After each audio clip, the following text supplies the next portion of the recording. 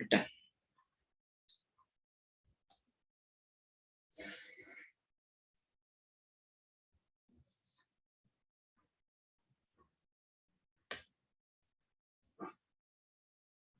ओम नमो भगवते वासुदेवाय। ओम नमो भगवते वासुदेवाय। ओम नमो भगवते वासुदेवाय। नारायणं नमस्कृत्यं नरं चैव नरोत्तमं देवीं सरस्वतीं व्यासं ततो जयमुदीरये। नष्टप्रायेषु अभद्रेषु नित्यं भागवत सेवया भगवतीरुत्तम श्लोके भक्तिर्भवति नैष्ठिकी। कृष्णाय वासुदेवाय देवकी नंदनाय च नंदगोपकुमाराय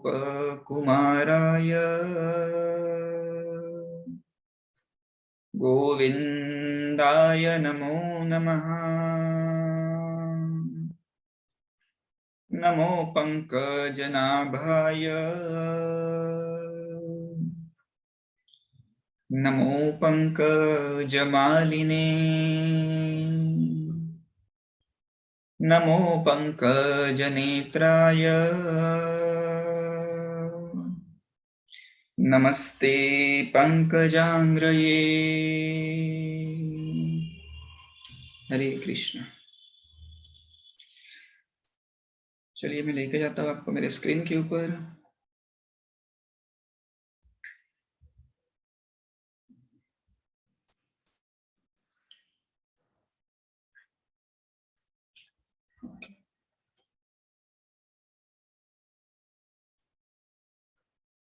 प्रभु जी वीडियो हैंग हो रहा है, साउंड भी मिस हो रही है। आप में से किसी को प्रॉब्लम है ऐसा? क्या मेरा वीडियो दिख रहा है आपको? क्या ऑडियो भी है? All is well. तो अनुष्का जी आप कृपया आपका इंटरनेट चेक करिए।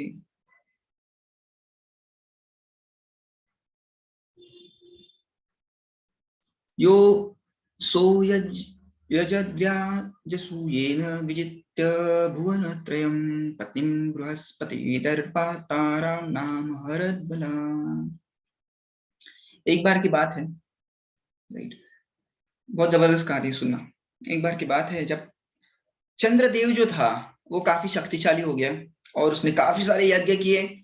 इतना ही नहीं, उसने क्या किया, इंद्र का भी पोस्ट हासिल कर लिया। वैसे देखा जाए तो जो चंद्र होता है वो इंद्र से थोड़ा लोअर लेवल पे होता है, परंतु इस बार चंद्र ने काफी सारी शक्ति प्राप्त की, सोमदेव ने, राइट, और इंद्र का पोजीशन हासिल कर लिया और सबसे बड़ा वो बन गया। ठीक है, इतना ही नहीं, उसने क्या किया, राजसूय यज्ञ स्थापन, राजसूय नामक यज्ञ किया और इतना गर्वित हो गया कि अपनी गुरु की पत्नी जो थी, वैसे बृहस्पति देखा जाए तो सारे गुरुओं, सारे देवताओं की पत्नी है, गुरु है वो बृहस्पति, परंतु इसने वैसे नहीं किया। उसने क्या, उसको रिस्पेक्ट देना चाहिए था बृहस्पति को, उसकी पत्नी को, क्योंकि वो गुरु माता थी। परंतु इस सोम ने क्या किया, उसका हरण कर लिया, उसको किडनैप किया। किसको? अपनी गुरु की पत्नी को, राइट। यद्यपि देवताओं के गुरु बृहस्पति ने सोम से बारंबार अनुरोध किया, बृहस्पति कह रहा था कि मुझे मेरी पत्नी वापस दे दो, किडनैप क्यों किया, तारा को लौटा दो, तारा को लौटा दो, परंतु सोम ने उसको लौटाया नहीं, अपने पास ही रखा उसकी पत्नी को। यह उसके मिथ्या गर्व के कारण हुआ। फलस्वरूप देवताओं तथा असुरों के बीच में युद्ध छिड़ गया। वैसे सोम जो था देवता था, परंतु अभी उसने असुर जैसा व्यवहार किया था और फ्रेंडशिप सारे असुरों से कर ली, राइट। और शुक्र नाम का जैसे हमने सुना है शुक्राचार्य, शुक्रों ने भी उनको सपोर्ट किया, क्योंकि शुक्र और बृहस्पति वैसे एक दूसरे के शत्रु है। आपको पता ही है कि बृहस्पति देवताओं का गुरु है, शुक्राचार्य जो है वो असुरों की गुरु है। तो पहले से ही दोनों में 36 का आंकड़ा कहते हैं हम, वैसे था। तो शुक्र ने देखा कि सोम जो है वो अपने खुद के गुरु के अगेंस्ट में गया है, विरुद्ध गया है। तो शुक्र ने क्या किया, सोम को, चंद्र देवता को सपोर्ट किया, मैं भी तेरे साथ लड़ूंगा, राइट, हम इस बृहस्पति को मजा चखाएंगे। तो ऐसे हो गया कि उसने किडनैप कर लिया, खुद के पास ही रखा। तो देवता और असुरों के बीच में युद्ध हो गया। वैसे सोम देवता था मैंने कहा, परंतु उसका व्यवहार था वो असुरों जैसा हो गया था, और काफी असुर भी उसको आके मिल गए थे। तो आखिर में ये इंद्र देवता को, बृहस्पति को इन सब तारा के लिए लड़ना पड़ा। और ये बात ब्रह्मा जी तक जा पहुंची। Brahma ji was very angry. Brahma ji ने कहा ये सोम चंद्र देव होके अपने ही गुरु के साथ लड़ रहा है, इतना ही नहीं अपनी गुरु की पत्नी को भी किडनैप कर लिया। इट्स सच अ शेमलेस गाय। तो ब्रह्मा जी ने बहुत डांटा उसको और कहा जल्दी से जल्दी तू ये जो किडनैप की हुई पत्नी जो है तारा, उसको रिटर्न कर दो। सो तारा रिटर्न आ गई घर पे। परंतु अभी एक विचित्र चीज घटी। क्या चीज थी वो? तो जैसे ही तारा घर पे आई, बृहस्पति ने देखा शी वॉज प्रेग्नेंट, उसके पेट में बच्चा था। तो बृहस्पति ने पूछा सच सच बताओ तुम्हारे पेट में किसका बच्चा है? She was unable to answer। वो उत्तर ही नहीं दे रही थी, वो डर रही थी कि मेरे पति मुझे शाप दे देंगे। She was unable to speak। फिर से पूछ रहे थे बताओ मुझे किसका पुत्र है ये मेरा पुत्र है यानी बृहस्पति का पुत्र है कि सोम का पुत्र है? She was unable to speak। ये बात ब्रह्मा जी तक जा पहुंची। ब्रह्मा जी ने उसको कॉन्फिडेंस में लिया, डरो मत, कुछ नहीं होगा, बता दीजिए, राइट। और उस डर में ही उसने, जो गर्भवती थी, उसने एक बच्चे को जन्म दिया। और वो बच्चा जो था काफी सुंदर था, काफी सुंदर था, राइट। और जब बच्चा हुआ तब ये दोनों देवता फिर से झगड़ने लगे, बृहस्पति भी और सोमदेव भी। बृहस्पति कहने लगा नहीं वो मेरा बच्चा है, सोम कहने लगा नहीं वो मेरा बच्चा है। और जैसे मैंने बताया घटना ब्रह्मा जी तक जा पहुंची थी फिर से, और ब्रह्मा जी फिर से आए, फिर से तारा को पूछा कि किसका बच्चा है? तारा ने कहा एक्चुअली मैंने सोम चंद्र देवता के साथ दूसरी शादी कर ली थी। हाँ मेरे पति है बृहस्पति, परंतु मैंने क्या किया, सोम के साथ, चंद्र देवता के साथ फिर से शादी कर ली और ये उनका बच्चा है। Now Brihaspati was so angry. उसने कहा अरे तेरा एक पति जिंदा था, तूने दूसरे पति से शादी कर ली, तुझे शर्म नहीं आई? इस प्रकार से उसको डांटने लग गया। परंतु जैसे ही वो उस पुत्र को देखता था, राइट, वो सारा अपना गुस्सा भूल जाता था कि इतना सुंदर बच्चा था वो। तो बाद में वो बच्चा थोड़ा बड़ा होता है और उस बच्चे का नाम होता है पुरुरवा, राइट। और पुरुरवा को बाद में पृथ्वी के ऊपर एक साम्राज्य दिया जाता है, राइट। पुरुरवा को पृथ्वी के ऊपर एक बड़ा साम्राज्य दिया जाता है। वैसे वो सोम का पुत्र था और बाद में वो पृथ्वी पे आता है, बड़ा राजा बनता है पुरुरवा। और ये एक बार नारद मुनि जब स्वर्ग लोक में आते हैं तो पुरुरवा के बारे में गाते हैं। क्या कहते हैं वो? पुरुरवा के सौंदर्य के बारे में गाते हैं। वो कहते हैं इतना सुंदर व्यक्ति मैंने कहीं नहीं देखा पुरुरवा जैसा, राइट। उसके गुण, उसकी उदारता, उसका आचरण, उसका ऐश्वर्य, शक्ति, अरे ऐसा व्यक्ति स्वर्ग में भी नहीं है। पुरुरवा के बारे में वो कह रहे थे। तो उर्वशी ने कहा कि एज इट इज मुझे शाप मिला है, क्योंकि तब उस बार उर्वशी, आपको पता होगा उर्वशी एक हेवनली डैमसेल्स है, यानी हेवन में डांस करने वाली एक अप्सरा है। जिस प्रकार से हमारे पास अभी ये बॉलीवुड की अभिनेत्रियां है, जो हमारा मनोरंजन करती है, उसी प्रकार से स्वर्ग में भी काफी सारी अप्सराएं होती हैं। वो क्या करती है, डांस करके सारे देवताओं का, सारे देवियों का मन लुभाती है। जैसे हम कभी पिक्चर देखने जाते हैं, चलो डांस देखते हैं, उस प्रकार से देवता भी ये सारे डांस वगैरह देखने जाते थे। तो एक बार कुछ अपराध के कारण वरुण ने उर्वशी को श्राप दिया था कि तुझे पृथ्वी के ऊपर जाना पड़ेगा। अभी तभी पृथ्वी आई मीन ये उर्वशी काफी डर गई थी कि स्वर्ग छोड़ना किसी के लिए भी भयानक बात है। जैसे मैं आपको कहूँ, आपका घर से निकल जाओ और कोई झोपड़ी में रहो, बराबर, आप नहीं जाओगे। उसी प्रकार से उर्वशी कहने लगी, नहीं नहीं मैं नहीं जाऊंगी। परंतु जब उसने पुररवा के बारे में सुना, उसने कहा कोई प्रॉब्लम नहीं जाने में, वैसे भी नारद मुनि कह रहे हैं कि बड़ा साम्राज्य है उसका स्वर्ग की तरह ही, और इतना श्रेष्ठ पुरुष है, इतने अच्छे गुण हैं, कर लेती हूँ ना शादी, अभी जाना ही है पृथ्वी के ऊपर। So she went to him, right. और हाँ, जब उसने पुररवा के बारे में सुना तो वो आई, उसके निकट पहुंची। जब पुररवा ने उर्वशी को देखा तो उसकी आंखें हर्ष से चमक उठी। वाह, ये कौन है, मैंने ऐसी स्त्री इस पूरे जगत में नहीं देखी। ऐसे कहा जाता है कि पृथ्वी के स्त्रियों से सुंदर हेवनली डैमसेल्स होती है, यानी स्वर्ग की अप्सरा है। और वहां से भी सुंदर कौन, या ना इन द सेंस, स्वर्ग से भी सुंदर कौन होता है पता है आपको? जो गोलोक में होती है, लक्ष्मी देविया, वो। जैसे हमने, आपको याद होगा, हम दूसरे स्कंद में पढ़ रहे थे कि किस प्रकार से वैकुंठ का वर्णन किया गया है, और वहां पे ये भी बताया था कि कितने सुंदर वहां पे पुरुष और स्त्री है। परंतु इतने सुंदर होके भी वो एक दूसरे से आकर्षित नहीं होते, क्योंकि आकर्षण का केंद्र कृष्ण है, समझ रहे हैं। परंतु हेवन में वैसा नहीं होता, यहाँ से भी काफी सुंदरता वहां पे है, राइट। तो जैसे ही वो आई, वो भी, उसको भी अच्छा लगा। Hey let's get married, just like a Bollywood में। हीरो हीरोइन को देखता है, हीरोइन हीरो को देखती है, और आंखों में इशारे हो जाते हैं। उसी प्रकार से यहाँ भी कुछ हुआ। और पुररवा ने कहा, ए सुंदरी, तुम्हारा स्वागत है, यहाँ बैठो और मुझे बताओ कि मैं क्या कर सकता हूँ तुम्हारे लिए। तुम जब तक चाहो मेरे साथ भोग कर सकती हो, लेट्स एंजॉय।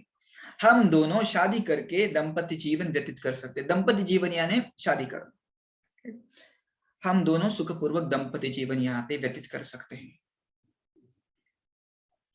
पुरुषश्रेष्ठ पुरुरवा उर्वशी के साथ मुक्त भाव से भोग करने लग गया। और वो कहाँ घूमते थे? चैत्र रथ, नंदन कानन, ऐसे दैवी स्थलों में वो एंजॉय करते थे जहाँ पे देवतागण भोग विहार करते हैं। उर्वशी का शरीर जो था काफी कोमल था, और शरीर से केसर का सुगंध आता था। उनका मुख तथा शरीर की सुगंध से अनुप्राणित होकर पुररवा ने अत्यंत उल्लास पूर्वक अनेक दिनों तक उसके साथ रमण किया, यानी घूमे फिरे, राइट, नाचे, खाया पिया, ऐश किया, उस प्रकार से। परंतु उर्वशी ने शादी के पहले एक कंडीशन रखी थी। 3 कंडीशन थी बेसिकली। जैसे हमने देखा है कि गंगा ने भी शकुंतला, शंतनु महाराज से शादी करने के पहले कंडीशन रखी थी, उसी प्रकार से उर्वशी भी कंडीशन रखती है। कंडीशन थी कि मेरे 2 मेमने हैं। मेमने का अर्थ होता है लैम्ब। लैम्ब का अर्थ होता है छोटी बकरियां, भेड़िया। उनका आपको ख्याल रखना होगा, राइट। ये मेरे बच्चे जैसे, मैंने इनको स्वर्ग से लाई हूँ और मैं बहुत खेलती हूँ इनके साथ। जैसे हमको टॉमी पसंद होता है, कैट पसंद होती है, उसी प्रकार से उर्वशी को लैम्स पसंद थे, यानी भेड़ छोटे छोटे, बकरिया। तो उसको वो लाई थी, तो उसने कहा हाँ इसका ख्याल रखना है। राजा ने कहा क्या इसमें बड़ी बात है, मैं तो ऐसे ही रख दूंगा। दूसरी कंडीशन, मैं घी में तली हुई चीज ही खाऊंगी, मुझे तेल पसंद नहीं। तो देवता केवल और केवल घी में खाते हैं, राइट। वो तेल वगैरह ऐसी चीज यूज नहीं करते। तो उनको कहा कि आपको केवल घी में बनाए हुए लड्डू, पूरी, हलवा वही मैं खाऊंगी। और इसे आपने देखा होगा, जब भी हम यज्ञ करते तो शुद्ध घी की आहुति हमें डालनी होती है, तभी यज्ञ संपन्न होता है, ऐसे कहते हैं। तो राजा ने कहा क्या बड़ी बात है, अपने पास बहुत घी है, पैसा इतना है, चिंता मत करो, शादी कर लो। तीसरी बात, राइट, मेरे सामने कभी भी नग्न दिखाई नहीं देने का, राइट, नग्न नहीं होना चाहिए, चलेगा, उसमें क्या बात, बड़ी बात है, नग्न नहीं रहूंगा कभी, कपड़े नहीं उतारूंगा, राइट। शादी कर ली और बहुत भोग कर रहे थे, ऐश्वर्य में रममाण हो रहे थे वो, राइट। एक दिन की बात है, इंद्रदेव कहते हैं उर्वशी ने तो मजा नहीं आ रहा है यार, ये डांस अच्छा नहीं करे, बाकी की अप्सरा है, उर्वशी चाहिए। इंद्रदेव ने कहा गंधर्वों को जल्दी से जल्दी जाओ और उर्वशी को किडनैप करके लाओ, उर्वशी को वहां से उठा के लाओ। कौन से राजा के साथ उसने शादी की है, पुरुरवा? अरे कौन है वो, एक पृथ्वी का राजा है, यहाँ पे स्वर्ग के राजा के साथ ऐश्वर्य का उपभोग करने के लिए उसको फिर से बुलाओ, और उसका वैसे भी वो शाप जो था वो निकल पड़ा है, उसको इधर बुलाओ। अभी गंधर्वों ने क्या किया, गंधर्वों को पता था कि पुरुरवा शक्तिशाली है, और यदि हम डायरेक्टली फाइट करने आए तो हमें मार सकता है।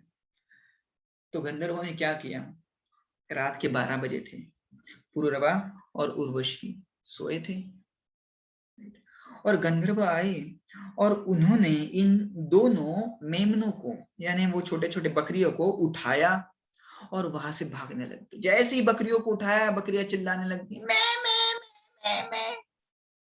इस प्रकार से।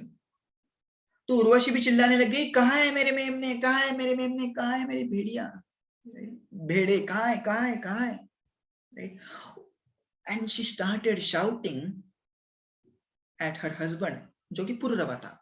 पुरुरवा को कहने लगी, क्या तुम एक स्त्री की तरह हो, सोए हो, गेट अप, फाइट करो, कोई गंधर्वों ने मेरे बच्चों को चुराया है, राइट, जल्दी जाओ।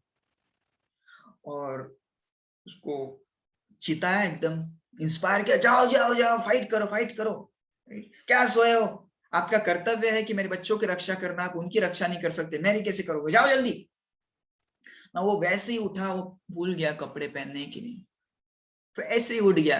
Funny story isn't it, but बहुत सारी चीजें इससे ले सकते हैं। Basically this is just background of one another story which we will study in the 11th canto. अभी नौवां स्कंद चल रहा है, हम 11वें स्कंद में और एक कहानी पढ़ने वाले हैं, उसका ये बैकग्राउंड है, राइट। अइलगीत नाम का एक जबरदस्त सेशन, आई मीन प्रेयर है अइलगीत, तो ये उसका बैकग्राउंड है।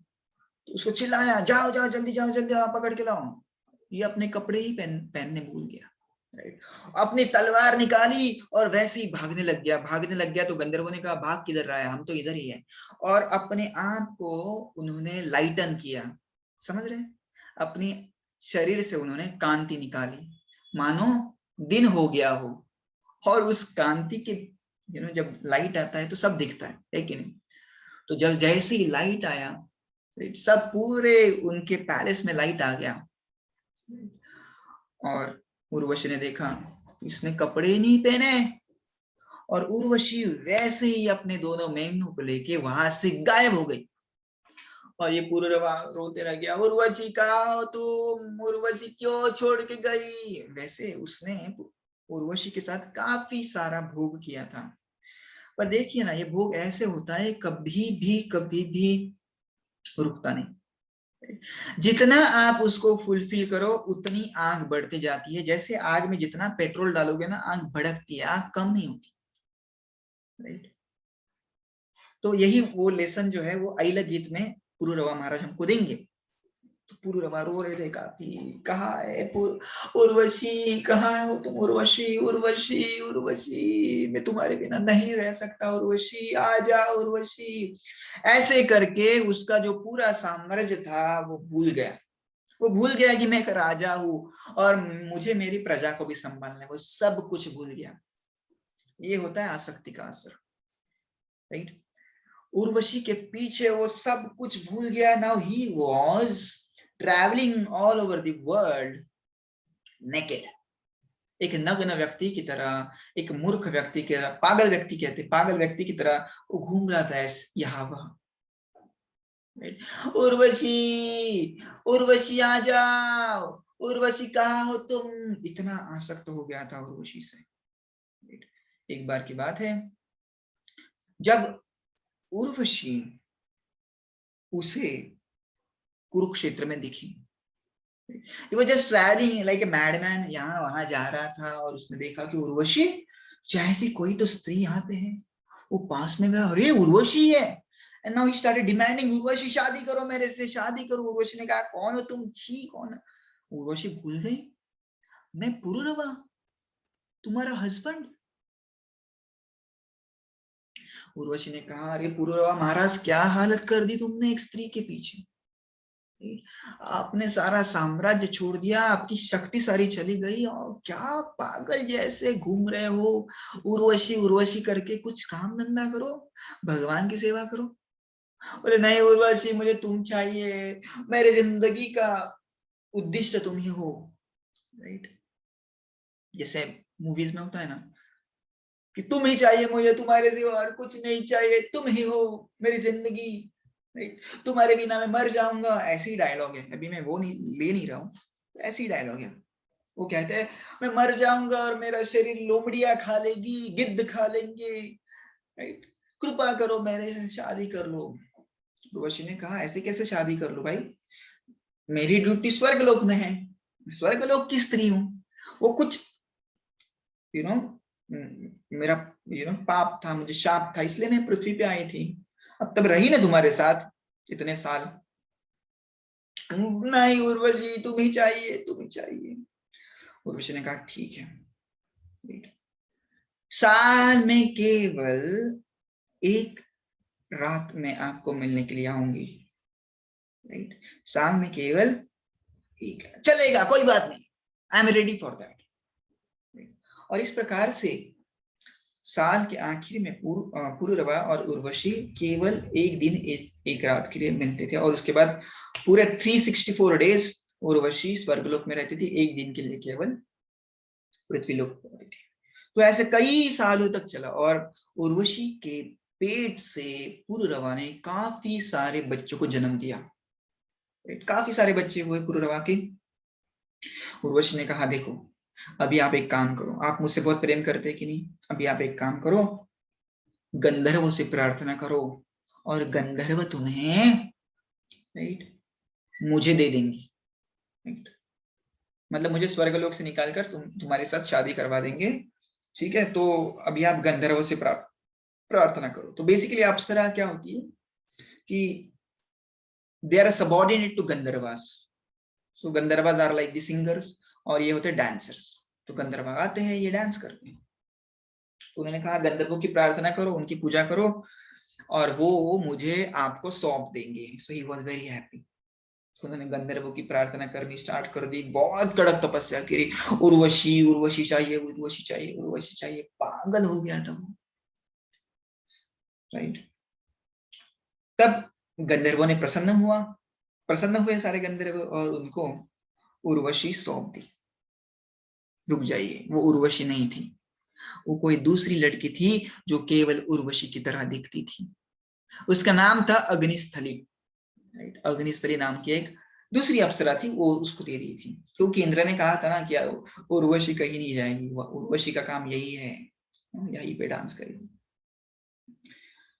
तो जैसे ही शादी हो गई, पुरुरवा ने कहा नहीं तुम उर्वशी नहीं हो सकती, क्योंकि उसकी बोलचाल पूरी अलग थी, उसका एटीट्यूड पूरा अलग था, राइट। तुम उर्वशी हो ही नहीं सकती, तुम उर्वशी हो ही नहीं सकती। उसने कहा देखो मैं तो उर्वशी हूँ, मेरा चेहरा भी सेम है, नहीं उर्वशी हो ही नहीं। और आखिर में वो चली जाती है। उसने कहा हाँ बराबर, महाराज आपने बराबर पहचाना, मैं अग्निस्थली हूँ, मैं उर्वशी नहीं हूँ, उर्वशी अभी भी स्वर्ग में है, ठीक है।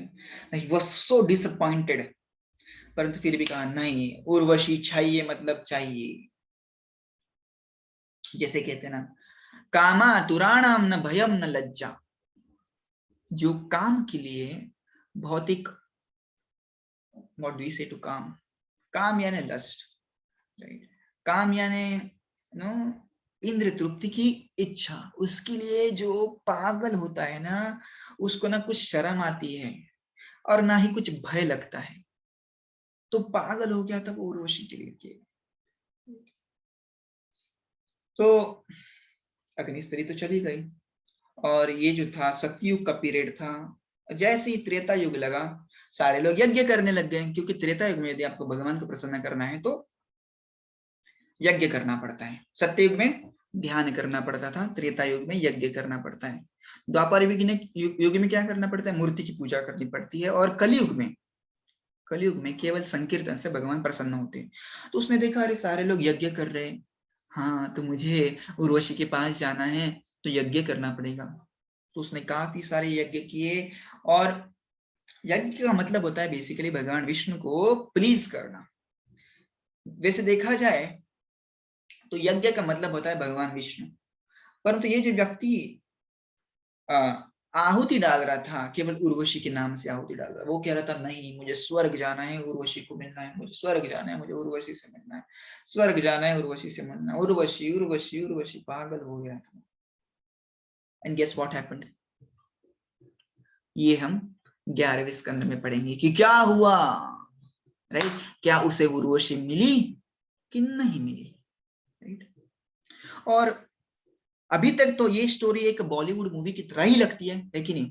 जिस प्रकार से एक हीरो होता है, हीरोइन के लिए हीरोइन चाहिए मुझे तेरे नाम, राइट? आपने मूवी देखी होगी बहुत सारी, जिसपे क्या होता है, एक हीरो हीरोइन के पीछे भागता है, हीरोइन मिलती है तो अच्छा है, नहीं मिलती है तो पागल हो जाता है कि नहीं? Similar with the heroine, right? परंतु जैसे मैंने कहा पहले कि ये जो सारी मूवियां हैं जो लव स्टोरी के ऊपर डिपेंड होती है, वे हमारे दिल में केवल काम वासना बढ़ाती है। परंतु यही स्टोरी श्रीमद् भागवत में जब आती है, वो हमारे हृदय से इस काम वासना को नष्ट कर देती है, हमारी भौतिक इच्छाओं को नष्ट करके भगवान के चरणों में हमारा ध्यान लगाती है। समझ रहे हैं? तो ये स्टोरी यहाँ पे खत्म नहीं हुई है। इस स्टोरी को हम 11वें स्कंद में फिर से पढ़ेंगे। अरे पुरुरवा का हुआ क्या, उर्वशी उर्वशी करता था, है कि नहीं? आगे की स्टोरी के आगे के स्टोरी के लिए बढ़ते हैं, ठीक है? तो ये जो बची हुई स्टोरी है 11वें स्कंद में फिर से आती है। ओके, अभी हम भगवान परशुराम जी के बारे में कुछ वर्सेस पढ़ेंगे, उनकी लीला क्या है, ठीक है, उन्होंने क्या क्या किया, उस प्रकार से। एक बार परीक्षित राजा पूछते हैं कि मैंने सुना है 21 बार परशुराम ने क्षत्रिय वंश का नाश किया, क्यों? तो वैसे देखा जाए तो ये परशुराम जो थे एक ब्राह्मण थे। ब्राह्मण मतलब क्या? शम दम तप शौच अहिंसा, बराबर कि नहीं? हमने गीता में पढ़ा है शम दम तप शौच अहिंसा, ये ब्राह्मण के गुण हैं। और यहाँ पे परशुराम हिंसा कर रहे हैं, बताइए कृपया उसके बारे में, मतलब ऐसे क्या हो गया? परशुराम तो ब्राह्मण थे, परंतु इतना गुस्सा क्यों आ गया उनको? सुखदेव गोस्वामी ने कहा, हे राजा परीक्षित, कार्तवीर्यार्जुन ने भगवान, एक राजा था जिसका नाम था कार्तवीर्यार्जुन, ठीक है, ने भगवान नारायण के सांश दत्तात्रेय की पूजा की। वो दत्तात्रेय के वर्षिपर थे। ये दत्तात्रेय कौन है, उनकी लीला क्या है, जबरदस्त स्टोरी है, राइट? ये भी हम, मुझे लगता है 11वें स्कंद में पढ़ने वाले हैं। कैसे दत्तात्रेय जी ने 24 गुरु बनाए और हर एक से क्या क्या लेसन लिया, अमेजिंग, राइट? कल से करीबन 5 दिन तक हम केवल दशम स्कंद के ऊपर चर्चा करेंगे, राइट? कल हम देखेंगे कि कृष्ण जन्म कैसे हुआ, और जब इनिशियल सारी लीला देखेंगे भगवान की, और बाद में एक दिन मथुरा लीला, एक दिन द्वारका लीला, एक दिन हस्तिनापुर लीला, और एक दिन यदुकुल का नाश कैसे हुआ। ये सारे 5 दिन में हम कंप्लीट देखेंगे। वैसे देखा जाए तो 10वां स्कंद जो है वो काफी बड़ा है, तो हमको 5 दिन लगेंगे उसको कंप्लीट करने में, but it's like a nectar, क्योंकि सारा कृष्ण के रिलेटेड। अभी क्या पढ़ रहे हैं हम, थोड़ा इनडायरेक्टली कृष्ण के बारे में पढ़ रहे हैं, वहां पे डायरेक्टली कृष्ण के बारे में हम पढ़ने वाले हैं, कृष्ण की सारी लीलाएं, राइट? तो कल से हम स्टार्ट करेंगे। वैसे संडे को हमने आपको पहले ही बता दिया है कि छुट्टी होगी, क्योंकि रक्षाबंधन है, राइट, और रक्षाबंधन शाम को ही होता है। तो आई कैन अंडरस्टैंड कि आप लोग नहीं अवेलेबल होंगे, सो हम उस सेशन को एक दिन आगे बढ़ाएंगे, ठीक है। और ये कार्तवीर्यार्जुन दत्तात्रेय से शक्ति पाकर अपराजित बन गया, राइट। इंद्रिय शक्ति, सौंदर्य, प्रभाव, बल, यश तथा अणिमा, लघिमा जैसी 8 योग सिद्धियों को प्राप्त करके उसको शक्ति मिल गई, राइट। और वो पूरे संसार में घूमने लग गया। एक बार नर्मदा नदी के जल में क्रीड़ा करते हुए सुंदर स्त्रियों की घिरे एवं विजय की माला धारण किए हुए गर्भोन्नत कार्तवीर्यार्जुन ने अपनी बाहों से जल प्रवाह को रोक दिया। मतलब इतना शक्तिशाली था कि वो नदी के ऊपर डैम बन जाता था, क्योंकि 1000 हाथ थे उसके। तो जिस प्रकार से डैम धरण पानी को क्या कहते हैं उसको स्टॉल करके रखता है, अड़ा के रखता है, उसी प्रकार से कार्तवीर्यार्जुन भी ऐसे ही करता था। तो बता रही कि कितना शक्तिशाली था। चूंकि कार्तवीर्यार्जुन ने जल प्रवाह की दिशा पलट दी थी, अतः नर्मदा नदी के तट पर महिष्मती नगर के निकट रावण का लगा खेमा जलमग्न हो गया। अभी इसमें क्या हो गया, रावण भी वहां पे था, तो उसकी नगरी में पानी घुस गया, क्योंकि अभी नदी उल्टी बहने लग गई थी। यह 10 सिरों वाला रावण के लिए असह्य हो गया, क्योंकि वह अपने आप को वीर मानता था और वह कार्तवीर्यार्जुन के बल को सहन नहीं कर पाया। एक बार बता रहे कितना शक्तिशाली था, और रावण को भी उसने डरा दिया था। एक बार जब कार्तवीर्यार्जुन बिना किसी कार्यक्रम के एकांत जंगल में घूमकर शिकार कर रहा था, तो जमदग्नि के निवास के निकट पहुंचा। वैसे ही घूम रहा था, और जमदग्नि नाम के ऋषि थे, राइट, जिनकी रेणुका नाम की पत्नी थी, लेकिन और उनके काफी सारे बेटे थे। उनमें से एक थे राम, यह परशुराम। अयोध्या वाले राम के बारे में हमने कल ऑलरेडी पढ़ा है। ये थे परशुराम। जंगल में कठिन तपस्या में रत जमदग्नि ने सैनिकों, मंत्रियों तथा पालकी वाहक राजा का अच्छी तरह से स्वागत किया। मतलब स्वागत भी कैसे किया, अभी वो जंगल में थे, कुछ नहीं था, परंतु उन्होंने सब कुछ अरेंज किया, जो खाना चाहिए वो अरेंज किया, जो पीना चाहिए वो अरेंज किया, क्योंकि उनके पास कौन सी गाय थी, कामधेनु गाय थी। कार्तवीर्यार्जुन ने सोचा कि जमदग्नि उसकी तुलना में अधिक शक्तिशाली एवं संपन्न है, क्योंकि उनके पास कामधेनु है। अतएव उसने तथा उसके हय जनों ने जमदग्नि के सत्कार की अधिक प्रशंसा नहीं की। वो जल रहा था, मेरे पास भी एक कामधेनु चाहिए। उल्टे वे उस कामधेनु को लेना चाहते थे जो अग्निहोत्र यज्ञ के लिए लाभदायक थी। तो गाय का प्रमुख काम क्या होता है, घी को देना, जिससे यज्ञ संपन्न हो सके। आप एक चीज देख सकते थे कि ये ऋषि मुनियों के पास इतना सारा कामधेनु जैसी गाय होते हुए भी, राइट, उन्होंने ये सारी चीजों का खुद के लिए इस्तेमाल नहीं किया। आपने देखा होगा कल भी सौभरी मुनि, राइट, वो एक ऋषि की तरह रहते थे, उनके पास सारी सिद्धियां थी, लेकिन जैसे उन्होंने एक बड़ा मकान बना लिया खुद के लिए, वो पहले भी कर सकते थे परंतु वैसे नहीं किया, क्योंकि उन्हें पता था कि भोग ऐश्वर्य प्रसक्तानम तय अपहृत चेतसा। जब जब हम भोग और ऐश्वर्य में लग जाते हैं तो कृष्ण के बारे में भूल जाते हैं। यही बात स्वर्ग के देवताओं के साथ होती है। स्वर्ग के देवताओं के पास किसकी कमी है, क्या उन्हें पता नहीं कृष्ण भगवान है? पता है, परंतु भोग ऐश्वर्य, जब व्यक्ति भोग और ऐश्वर्य करता है तो सूझबूझ भूल बैठता है। इसलिए सारे ऋषि मुनि इस भोग और ऐश्वर्य से दूर ही रहते थे, किसी जंगल में रहते थे। आपने देखा होगा कि जो ये हमारे कश्यप मुनि भी थे, इन कश्यप मुनि ने देवाहुति की सारी इच्छाएं पूरी की, लेकिन उन्होंने एक विमान बनाया जिसमें बड़े बड़े घर थे। हमने तीसरे कैंटो में पढ़ा है, तीसरे स्कंद में, बड़े बड़े घर थे, सब कुछ था उसमें। एयर होस्टेस थी, राइट, सब खाने पीने की सारी वस्तुएं थी। और हमने देखा कि किस प्रकार से सोने चांदी हीरे मोती जो भी थे, और कितने प्रकार की साड़ियां वहां पे लगी थी, कितने प्रकार के कपड़े थे देवाहुति के लिए। परंतु दिखने के लिए कैसे लगते थे ये ऋषि मुनि? एकदम साधारण व्यक्ति की तरह। हाँ, शक्तियां थी परंतु वो यूज नहीं करते थे खुद के भोग के लिए, क्योंकि उनको पता है एक बार भोग में लग गए तो वहां से मन को निकालना काफी कठिन है। भक्ति के बारे में भूल जाता है व्यक्ति, इसलिए वो लगाते ही नहीं थे। भौतिक शक्ति से गर्वित कार्तवीर्यार्जुन ने अपने व्यक्तियों को जमदग्नि के कामधेनु चुरा लेने के लिए प्रेरित किया। उसने कहा अपने सैनिकों को, चलो ये कामधेनु को चुरा के लेके आओ। और वो इस कामधेनु को बछड़े समेत बलपूर्वक महिष्मति लेके आए। महिष्मति को खींच के उस गाय को और बछड़े को खींच के लाए। जब कामधेनु सहित कार्तवीर्यार्जुन चला गया तो जमदग्नि का सबसे छोटा पुत्र राम परशुराम आश्रम में आ लौटा।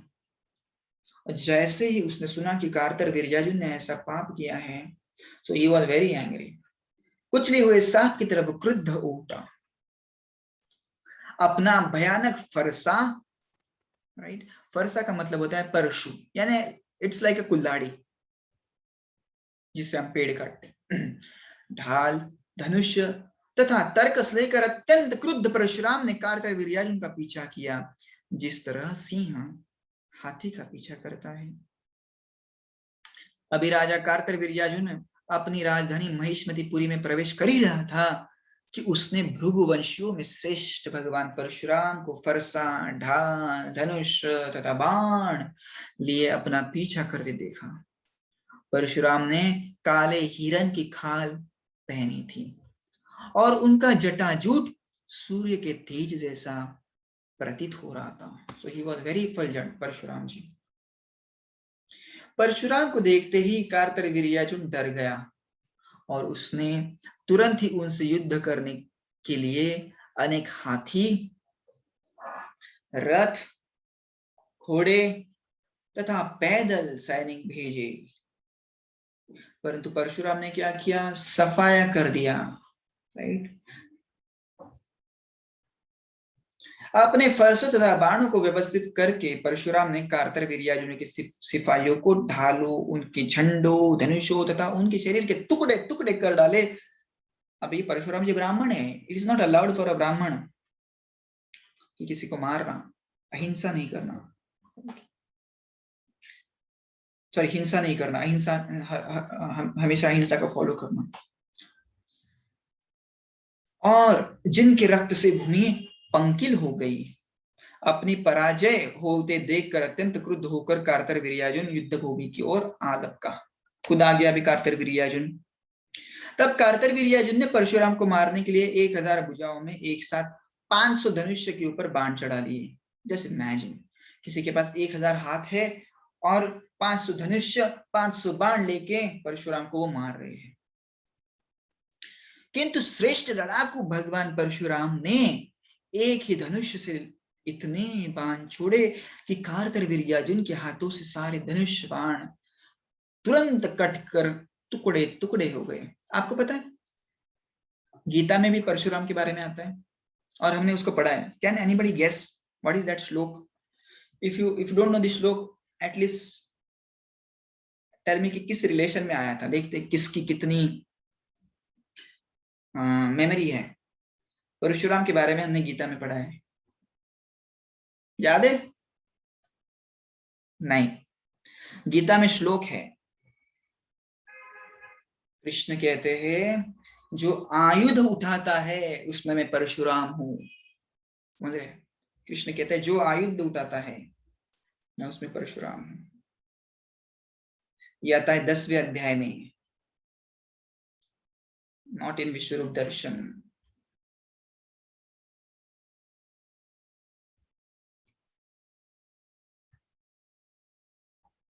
जब कार्तवीर्यार्जुन के बाण छिन्न छिन्न हो गए तो उसने क्या किया? पर्वत लिया, वृक्ष लिए, और परशुराम जी के ऊपर मार रहे थे। तत्पश्चात परशुराम के बाहें कटे कार्तवीर्यार्जुन के सिर को पर्वतशृंग के समान काट लिया। जब कार्तवीर्यार्जुन के 10,000 पुत्रों ने अपने पिता को तो बेसिकली मार दिया उनको। जैसे ही मरा हुआ देखा अपने पिता को, कितने पुत्र थे उसके? 10,000। बाप रे, 1000 हाथ, 10,000 पुत्र, मतलब कैसे मेंटेन करता होगा? I am also wondering. पर कुछ तो होगा, योग शक्ति उसके पास।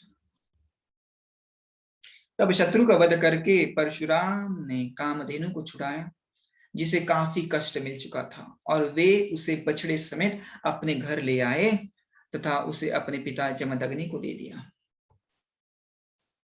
परशुराम ने कार्तवीर्यार्जुन की वध संबंधी अपने कार्यकलापों का वर्णन अपने पिता तथा भाइयों से किया। इन कार्यों को सुनकर जमदग्नि अपने पुत्र से इस प्रकार बोले। Basically he was not happy at all. Parshuram के पिताजी जमदग्नि ने कहा कि ऐसा नहीं करना चाहिए था आपको, कि आपका वो काम नहीं है, वो काम किसी क्षत्रिय का है दूसरों को मारना, कि वो अपनी शक्ति को वेस्ट कर रहे हो। तुमने राजा को व्यर्थ ही मार डाला, क्योंकि वह सारे देवताओं का मूर्त रूप माना जाता है। जैसे हमने देखा है कि राजा जो होता है is like the representative of God, सारे देवताओं का वो प्रतिनिधि होता है। तो आपने गलत किया। श्री शुक उवाच, तो परशुराम जी के पिताजी ने कहा अभी तुम्हारा पाप को कम करने का एक ही इलाज है, सारे पृथ्वी के ऊपर भ्रमण करो, सारे तीर्थ क्षेत्र को भेंट दो, सारे समुद्र में स्नान करो, सारे नदियों में स्नान करो, तभी तुम्हारा जो पाप है नष्ट हो जाएगा। सुखदेव गोस्वामी ने कहा, हे महाराज परीक्षित, हे कुरुवंशी, जब भगवान परशुराम को उनके पिता ने यह आदेश दिया तो तुरंत ही वो यही कहते हुए स्वीकार लिया, ऐसा ही होगा। उन्हें ऐसे नहीं कहा क्यों करूं मैं, हाँ मुझे क्यों बता रहे, जो किया अच्छा किया। तो पहले के बालक ऐसे नहीं करते थे, अपने पिता से आर्गुमेंट नहीं करते थे, जो कहा जो आज्ञा पिताजी।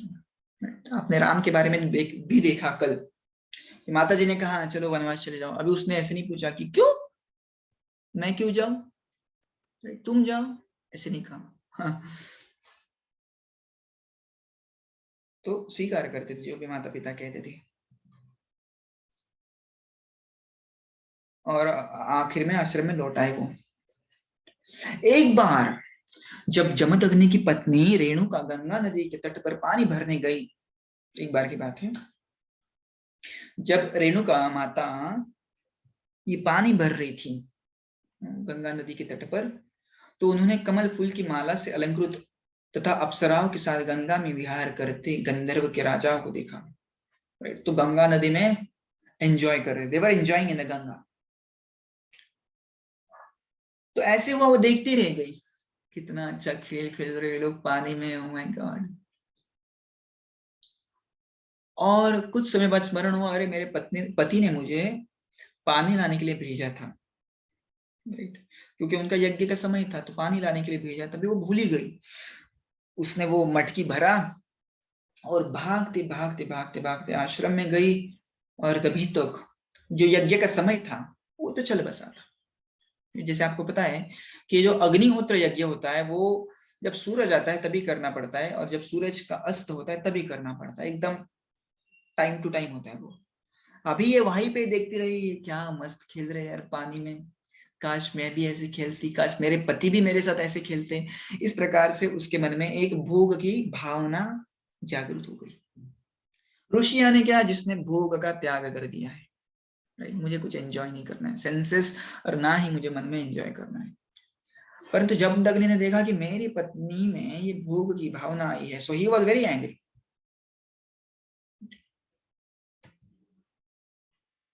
और ही वॉज सो एंग्री, उसको पता चला कि अपने पति अभी कुछ तो करने वाले हैं, हाथ जोड़ा, माफ कर दो माफ कर दो। तो उसने अपने बच्चों को आज्ञा दी कि अब भी स्त्री को मार डालो, क्योंकि इसके मन में विकार आ गए हैं, काम क्रोध लोभ जैसे विकार इसके मन में आ गए हैं, अब भी इसको नष्ट कर दो। परंतु किसी भी बच्चे ने उसकी आज्ञा का पालन नहीं किया। सारे बच्चों ने कहा कैसे मारे, ये तो हमारी माता है, एक्सक्यूज मी, ये तो हमारी माता है, हम नहीं मार सकते इसे। तो सबसे छोटा पुत्र था जिसका नाम था परशुराम, उसको कहा तेरे भाई नहीं मान रहे, तू तेरी माता को और तेरे भाइयों को जल्दी से जल्दी मार दे, वो मेरी बात को ठुकरा रहे, मेरी बात को नहीं समझ रहे। तो परशुराम को पता था मेरे जो पिताजी है वो काफी शक्तिशाली है और वो कुछ भी कर सकते हैं, तो इसलिए उसने क्या किया, अपनी माता को भी मार दिया और अपने भाइयों की भी सबको मार दिया, और अपने पिताजी के पास जाके बोला, पिताजी आपकी मैंने आज्ञा का पालन किया कि नहीं, अभी मुझे आशीर्वाद दीजिए, चलिए। पिताजी ने कहा बोलो बेटा तुम्हें क्या चाहिए, सबको जीवित कर दो। पिताजी ने कहा तथास्तु। और फिर से सारे जो उसके भाई थे और उसकी जो माता थी रेणुका, वो फिर से वहां पे जीवित हो गई। राइट। हे राजा परीक्षित, परशुराम की श्रेष्ठ शक्ति द्वारा पराजित कारकर वीर्यार्जुन के पुत्रों को कभी सुख नहीं मिल पाया। और यहाँ पे क्या हो रहा था, अभी इसकी माँ परशुराम की माता जी जो थी रेणुका, वो जीवित हो गई, सब कुछ अच्छा चल रहा था, अभी सारा यज्ञ वगैरह चल रहा था। परंतु यहाँ पे कारतर वीर्यार्जुन के जो बेटे थे वो बदला लेने के लिए झुलस रहे थे। कैसे बदला लूं, कैसे बदला लूं, कैसे बदला लूं, इस परशुराम ने हमारे पिताजी को मारा है और हमें हमारे पिताजी का सुख नहीं मिला है। हम भी इससे इसके पिताजी को छीन लेंगे। एक बार की बात है जब परशुराम तथा वसुमान तथा अन्य भाइयों के साथ आश्रम में जंगल में गए हुए थे, तो कारतर वीर्यार्जुन के पुत्र इसी समय का वेट कर रहे थे कि कैसे जमदग्नि अकेला हो। और जैसे ही जमदग्नि को अकेला देखा तो उन्होंने शत्रुता का बदला लेने के उद्देश्य से जमदग्नि के आश्रम में वो गए। कारतर वीर्यार्जुन के पुत्र पाप कृत्य करने के लिए कृत संकल्प थे। उन्होंने देखा नहीं कि ब्राह्मण है, इसको मारना नहीं चाहिए, ये तो इनोसेंट है। दे वर वेरी डिटरमाइंड। अतएव उन्होंने जमदग्नि को अग्नि के निकट यज्ञ करते एवं भगवान का ध्यान करते देखा, तो उन्होंने इस अवसर का लाभ उठा के उसे मार डाला। वैसे देखा जाए तो क्षत्रिय कभी भी ऐसा अटैक नहीं करते, स्पेशली ब्राह्मण को, गायों को मारना, स्त्रियों को मारना is not at all allowed for the Kshatriya. परंतु जैसे मराठी में कहते हैं ना, भ्याड हल्ला, पीछे से हल्ला करना, ये क्षत्रियों का लक्षण नहीं है। परशुराम की माता जमदग्नि की पत्नी रेणुका अपने पति के जीवन की भीख मांग रही थी, मत मारो इन्हें, मत मारो, मत मारो, मत मारो। परंतु कारतर वीर्यार्जुन के सारे पुत्र थे, 1000 पुत्र, उन्होंने बिल्कुल नहीं सुनी और जमदग्नि को मार दिया और वो सर जो था वो अपने साथ ले गए। और यहाँ पे रेणुका माता चिल्ला रही थी, हे राम परशुराम जल्दी आओ, ये क्या हो गया, तुम्हारे पिताजी को मार दिया, तुम्हारे पिताजी को मार दिया, जल्दी आओ, जल्दी आओ। इस प्रकार से जैसे ही अपने माता की चीख सुनी, परशुराम ने वहां पे भागते आए और उन्होंने देखा कि पिता मरे हुए हैं और सिर जो है कटा हुआ है। और सारे जो भाई थे वो रोने लग गए, क्योंकि after all they were Brahmanas, how they could defend, वो थोड़ी डिफेंड करेंगे। परंतु यहाँ पे परशुराम ने प्रतिज्ञा ली, अभी सारे क्षत्रियों को मैं मार दूंगा, क्योंकि ये क्षत्रिय जो ब्राह्मण को सिक्योरिटी उन्हें प्रदान की करनी चाहिए, वही क्षत्रिय मेरे पिता को मार रहे हैं। So shameful act they are doing. तो मैं इनकी 21 पीढ़ियों को खलास करूंगा, मार दूंगा। राइट। क्योंकि उन्होंने देखा कि सारे जो क्षत्रिय थे करप्ट हो गए थे। सारे क्षत्रिय करप्ट हो गए, जैसे आज के politicians, most of the politicians they are so corrupt. Right. वो केवल खुद का देखते हैं। तो उसी प्रकार से कारतर वीर्यार्जुन के पुत्र भी करप्ट हो गए थे। इतने रेणुका माता चिल्ला रही थी कि मत मारो, ये ब्राह्मण है, इनोसेंट है, क्यों मार रहे हैं। परंतु फिर भी उनको मारा दिया गया। तो परशुराम ने कहा, राइट, स्वयं पृथ्वी के तल से सारे क्षत्रियों का अंत करने के निश्चय से अपना फरसा ग्रहण किया। फिर से अपने कुल्हाड़ी ली और उन्होंने कहा कि सारे पृथ्वी से मैं क्षत्रियों को मार दूंगा। राइट। सारे पृथ्वी से मैं क्षत्रियों को मार दूंगा। तो 21 बार उन्होंने सारे क्षत्रियों को मारा और तब जाके ऐसे कहते कि थोड़े अच्छे क्वालिटी वाले क्षत्रिय पैदा हुए।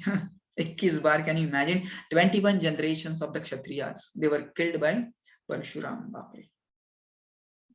हे राजन, तब परशुराम उस महिष्मती नगरी में गए जो एक ब्राह्मण के पाप पूर्ण वध के कारण पहले ही विनष्ट हो चुके थे। तो जैसे ही ब्राह्मण के ऊपर, किसी इनोसेंट व्यक्ति के ऊपर आप अत्याचार कर देना, तो पहले ही अर्धमरे हो जाते हैं, आप पहले ही आधे मर जाते हैं, क्योंकि वो पाप ही आपको मारता है। उन्होंने उस नगरी के बीचों बीच कारतर वीर्यार्जुन के पुत्रों के शरीर से छिन्न किए गए सिर का एक पर्वत बना दिया। तो 10,000 पुत्रों को मारा और उनकी जो क्या कहते हैं, गर्दन थी उसका एक पर्वत ही बना दिया। So dangerous. इन पुत्रों के रक्त से भगवान परशुराम ने एक बीभत्स नदी तैयार की, राइट, जिससे उन राजाओं को बड़ा खतरा उत्पन्न हो गया जिनमें ब्राह्मण संस्कृति के प्रति आदर भाव नहीं था। तो उसने कहा जो भी ब्राह्मण को आदर नहीं देगा, प्रोटेक्शन नहीं देगा, उनकी यही हालत होगी। और जैसे इमेजिन ये 10,000 कार्तवीर्याज जिनके पुत्रों को मारा और वहां से नदी बह रही थी। My God.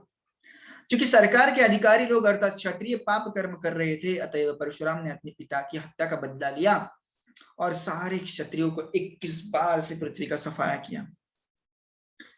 निस्संदेह उन्होंने समंत पंचक नामक स्थान पर उन सब के रक्तों से 9 झीलें उत्पन्न कर दी। पाप। तत्पश्चात परशुराम ने अपने पिता के सिर को मृत शरीर से जोड़ दिया और पूरे शरीर एवं सिर को कुशों के ऊपर रख दिया। वे यज्ञों के द्वारा भगवान वासुदेव की पूजा करने लगे, जो समस्त देवताओं में परमात्मा है। आज भी भगवान परशुराम महेंद्र नामक पहाड़ी में बुद्धिमान ब्राह्मण के रूप में रह रहे हैं। पूर्ण दुष्ट एवं क्षत्रिय के सारे हथियारों को त्याग करके वे अपने उच्च चरित्र का कार्यों के लिए सदैव सिद्ध, गंधर्व एवं चारणों के द्वारा पूजित, वंदित एवं प्रशंसित है। तो कोई बहुत सारे लोग कहते हैं कि कोकण में एक एरिया है, this is very close to Chiplun, right, और वहां पे ये परशुराम का मंदिर है, जहां पे परशुराम आज भी रात को सोने को आते हैं। तो दिन भर वो कहते हैं कि पूरी पृथ्वी की प्रदक्षिणा करते हैं, राइट, वो अपना तप करते हैं और रात में सोने के लिए इस मंदिर में जाते हैं। और ऐसे कहते हैं कि ये जो गोवा है, ये जो कोकण है, ये समंदर ने उनको गिफ्ट में दिया था परशुराम को। So this land is basically a reclaimed land from the ocean. तो इसको परशुराम भूमि भी कहते हैं। Goa, Konkan and some part of the Karnataka, तो ये परशुराम भूमि से भी जाना जाता है। आज भी उन लोगों को पूछेंगे तो they most of them worship the Parshuram. और परशुराम, जैसे मैंने कहा कि वहां पे मंदिर है और पुजारी कहते हैं, I also visited that temple, और पुजारी कहते हैं कि यहाँ पे परशुराम सोने को आते हैं, हम रात में चद्दर को भी डाल के जाते हैं, और जैसे ही हम सुबह मंदिर जब खोलते हैं, तो जैसे आप बिस्तर से उठते हैं, राइट, तो चद्दर रात की तरह नहीं होती, वो व्हाट डू यू से, उसके ऊपर रिंकल्स आ जाते हैं, यहाँ वहां हो जाती है, मानो कोई व्यक्ति वहां पे सोया था, इस प्रकार से। They still believe that Parshuram every day comes here। Chiplun में है वो मंदिर, कभी आपको जाना है तो जा सकते हैं। हे परीक्षित महाराज, ययाति ने इस तरह, ओके,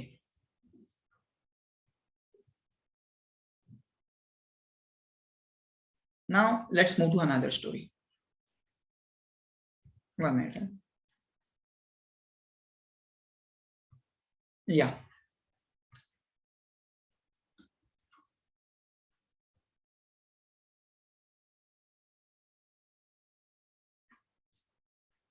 महाराज, नहुष के 6 पुत्र थे, यति, ययाति। अभी हम अलग स्टोरी पढ़ रहे हैं, वो हो गया अभी पहला, पुरुरवा का हो गया, उर्वशी का हो गया, परशुराम जी के बारे में डिस्क्रिप्शन दिया है। अभी और एक डिस्क्रिप्शन दे रहे हैं, this is one more love story. परंतु ये स्टोरी डोंट वरी, यहाँ पे खत्म होगा, इसका मैं कंक्लूजन 11वें स्कंद में नहीं दूंगा, यही पे दूंगा। Amazing story, very amazing story. तो बता रहे हैं कि नहुष नाम के एक राजा थे, जिनके 6 पुत्र थे, यति, ययाति, संयाति, आयाति, वियति और कृति, 6 पुत्र थे। जब कोई मनुष्य राजा या सरकार के अध्यक्ष पद को ग्रहण करता है तो वह आत्म साक्षात्कार का अर्थ नहीं समझ पाता, इसलिए जो सबसे बड़ा था यति, उसने कहा नहीं, मुझे आत्म साक्षात्कार करना है, दूसरे भाइयों को राजा बनाओ, मैं तो चला हिमालय। तो उसने, जो सबसे बड़ा था यति, उसने राज्य नहीं संभाला।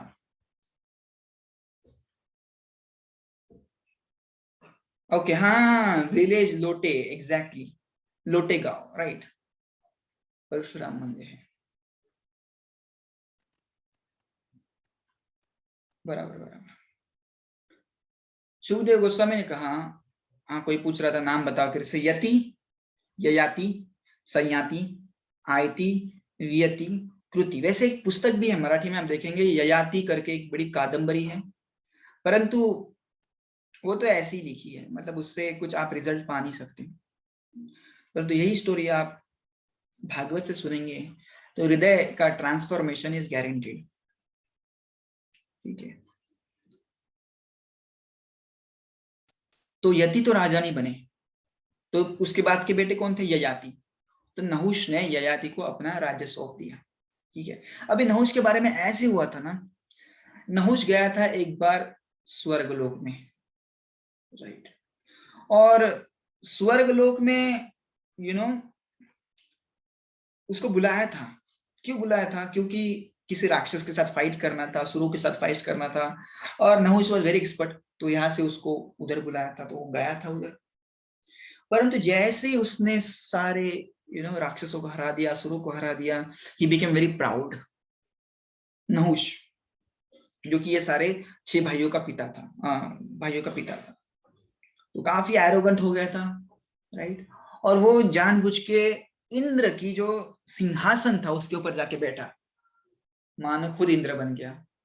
और उसने सची को कहा, सची यानी इंद्रदेव की पत्नी, उसने सची को कहा, सची मेरे से शादी कर लो, इंद्र से भी पावरफुल हूं।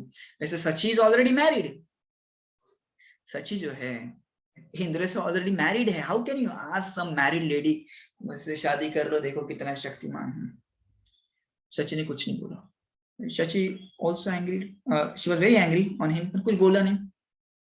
बाद में इतना ही नहीं, उसने क्या किया नहुष राजा ने, राइट। देखिए, ये जो गर्व होता है, अहंकार होता है, इतना विचित्र होता है कि आपको कौन से लेवल से कौन से लेवल तक पहुंचा सकता है। इतना अहंकारी हो गया वो, उसने ये जो सारे ऋषि मुनि थे स्वर्ग में एक दिन आए थे, उनको कहा चलो मेरी पालकी को उठाओ। कैन इमेजिन दिस, मेरी पालकी को उठाओ। अभी आप कोई ऐसे थोड़ी किसी ऋषि मुनि को थोड़ी कहेंगे कि मेरी पालकी को उठाओ, परंतु इन ऋषि मुनि ने उठाया पालकी को। बोले ठीक है, राजा है, उठा देंगे। परंतु वो उससे शांत नहीं हुआ, उसने क्या कहा, जल्दी चलो जल्दी चलो, सर्प सर्प, इस प्रकार से वो कहने लग गया। क्या? जैसे ही पालकी में बैठा, सारे ऋषि मुनियों को वह कहने लग गया, सर्प सर्प, जल्दी चलो जल्दी चलो। अभी उसमें एक ऋषि थे, right, I think he was Angira Rishi, he was very angry. इसने कहा तेरा नौकर हूं क्या मैं? हाँ, सर्प सर्प, तेरे को शाप देता हूं, चल अभी सर्प बन। और इस प्रकार से वो था पालकी में बैठा स्वर्गलोक में, and immediately he fell down to earth, अजगर बन के, अजगर बन गया वो। ठीक है, और किस प्रकार से ये अजगर की मुक्ति होती है वो हम बाद में देखेंगे। मुझे लगता है वो 10वें स्कंद में आने वाला है, या तो इस प्रकार से वो तो निकल गए। उनके बाद यति राजा बनना चाहिए था, परंतु यति राजा नहीं बना, तो बन गया ययाति राजा बन गया। ठीक है,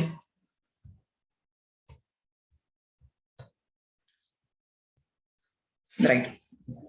ययाति के 4 छोटे भाई थे, राइट, क्योंकि जो बड़ा भाई था सबका वो तो छोड़ दिया ना, तो ये दूसरा और बाकी 4 भाई, तो चारों को 4 दिशा दे दी। ययाति ने शुक्राचार्य की बेटी देवयानी एवं ऋषपर्वा की पुत्री शर्मिष्ठा से विवाह किया। ययाति के 2 पत्नियां थी, देवयानी और शर्मिष्ठा, और वह सारी पृथ्वी के ऊपर शासन करने लग गया। तो परीक्षित पूछते, ये जो देवयानी थी वो तो ब्राह्मण की पुत्री है, क्योंकि शुक्राचार्य तो ब्राह्मण है ना, टीचर इज अ टीचर, और ययाति क्षत्रिय है, तो ब्राह्मण और क्षत्रिय में ऐसा विवाह कैसे हुआ? जनरली ऐसे बताया जाता है कि आपके स्वभाव के अनुसार आपको विवाह करना होता है। स्वभाव के अनुसार यानी आपकी जो लाइकिंग से आपकी वाइफ की भी वही चाहिए ना। तो इसी प्रकार से क्षत्रिय का क्षत्रिय के बीच में विवाह होता था, ब्राह्मणों का ब्राह्मण के बीच में होता था, इजंट इट? तो जैसे आपके गुण है वैसे ही आपकी पत्नी की चाहिए, नहीं तो विरुद्ध हो गए तो झगड़ा बिगड़ा हो सकता है, राइट। तो इसलिए परीक्षित पूछ रहे हैं, ये ययाति तो क्षत्रिय है और देवयानी कौन है? एक ब्राह्मण ही है, तो दोनों में शादी कैसे हो गई? शर्मिष्ठा का समझ सकते, क्योंकि शर्मिष्ठा एक राजा की पुत्री थी, ऐसे कैसे हो गया बताओ? सुखदेव गोस्वामी स्टोरी बताते हैं। एक बार वृषपर्वा की पृथ्वी, वृषपर्वा एक राजा है, ठीक है। शर्मिष्ठा जो अबोध है, यानी शी वाज यंग, किंतु स्वभाव से क्रोधी, स्वभाव से बहुत क्रोधी थी। शुक्राचार्य की पुत्री देवयानी तथा उसकी सैकड़ों सखियां, तो बेसिकली शर्मिष्ठा और देवयानी फ्रेंड्स थी, राइट। देवयानी शुक्राचार्य की पुत्री थी और शर्मिष्ठा वृषपर्वा की पुत्री थी। ये वृषपर्वा थे, ये शुक्राचार्य के शिष्य थे, समझ रहे? शुक्राचार्य के शिष्य वृषपर्वा, वृषपर्वा की पुत्री शर्मिष्ठा और शर्मिष्ठा की फ्रेंड देवयानी जो कि शुक्राचार्य की पुत्री थी। तो दोनों में फ्रेंडशिप थी, राइट। और वो कई सारे सखियों के साथ यहाँ वहां घूम रही थी, राइट। फूलों को तोड़ना, गाना गाना, राइट। ऐसे क्या कर रहे आप, छोटे बच्चे तो क्या करेंगे, खेलेंगे ही ना। तो इस प्रकार से खेल रहे थे देवयानी, शर्मिष्ठा और उनकी सैकड़ों सखियां खेल रही थी। एक बार की बात है, वो सारे पानी में उतरे नहाने के लिए, कपड़े निकाल दिए थे और पानी में उतर गए थे, ठीक है। और ऐसे हुआ कि उन्होंने देखा कि शिव जी ऊपर से जा रहे हैं, शिव जी ऊपर से जा रहे हैं, आकाश मार्ग से जा रहे हैं पार्वती देवी के साथ। और they were all enjoying there, right. कपड़े निकाले होते। आइडियली ऐसे बताया जाता है कि you should not bathe naked, तो नग्न होके कभी भी नहाना नहीं चाहिए, और स्पेशली आप कभी जलाशय में स्नान कर रहे हैं, नदी में स्नान कर रहे हैं, डोंट डू दैट। तो ये सारे कपड़े निकाल के स्नान कर रहे थे, तो शिव जी ऊपर से जा रहे थे। तो अभी ऐसे होता है, ये सारे डर गए, अरे शिव जी शाप दे देंगे, शिव जी शाप दे देंगे, जल्दी निकलो, पानी निकलो, जल्दी निकलो, जल्दी निकलो। वो बाहर आ गई और उन्होंने क्या किया, जो भी कपड़े मिले वो पहन लिए, शिव जी कुछ बोल देंगे। और ऐसी कथा आती है, एक 10वें स्कंद में हम पढ़ेंगे, मणिग्रीव और नल कुबेर की। वो भी इस प्रकार से ही मस्ती कर रहे थे पानी में, और नारद मुनि ने उनको शाप दिया था कि जाओ वृंदावन में जाके पेड़ बनो। तो उन्हें भी वैसे ही लगा होगा, अरे बाप रे शाप वगैरह मिलेगा, राइट, बेटर कपड़े पहन के नहा लो। तो वो जल्दी से बाहर निकले पानी से, और जो भी कपड़े मिले कोई भी कपड़े पहन लिए। अभी ऐसे होता है, शर्मिष्ठा ने देवयानी के कपड़े पहन लिए, राइट। और देवयानी को पता था कि ये मेरे कपड़े नहीं है, तो उसने किसी के कपड़े पहने ही नहीं, शी वॉज नेकेड, तो शर्मिष्ठा ने पहन लिया एंड शी वॉज सेफ।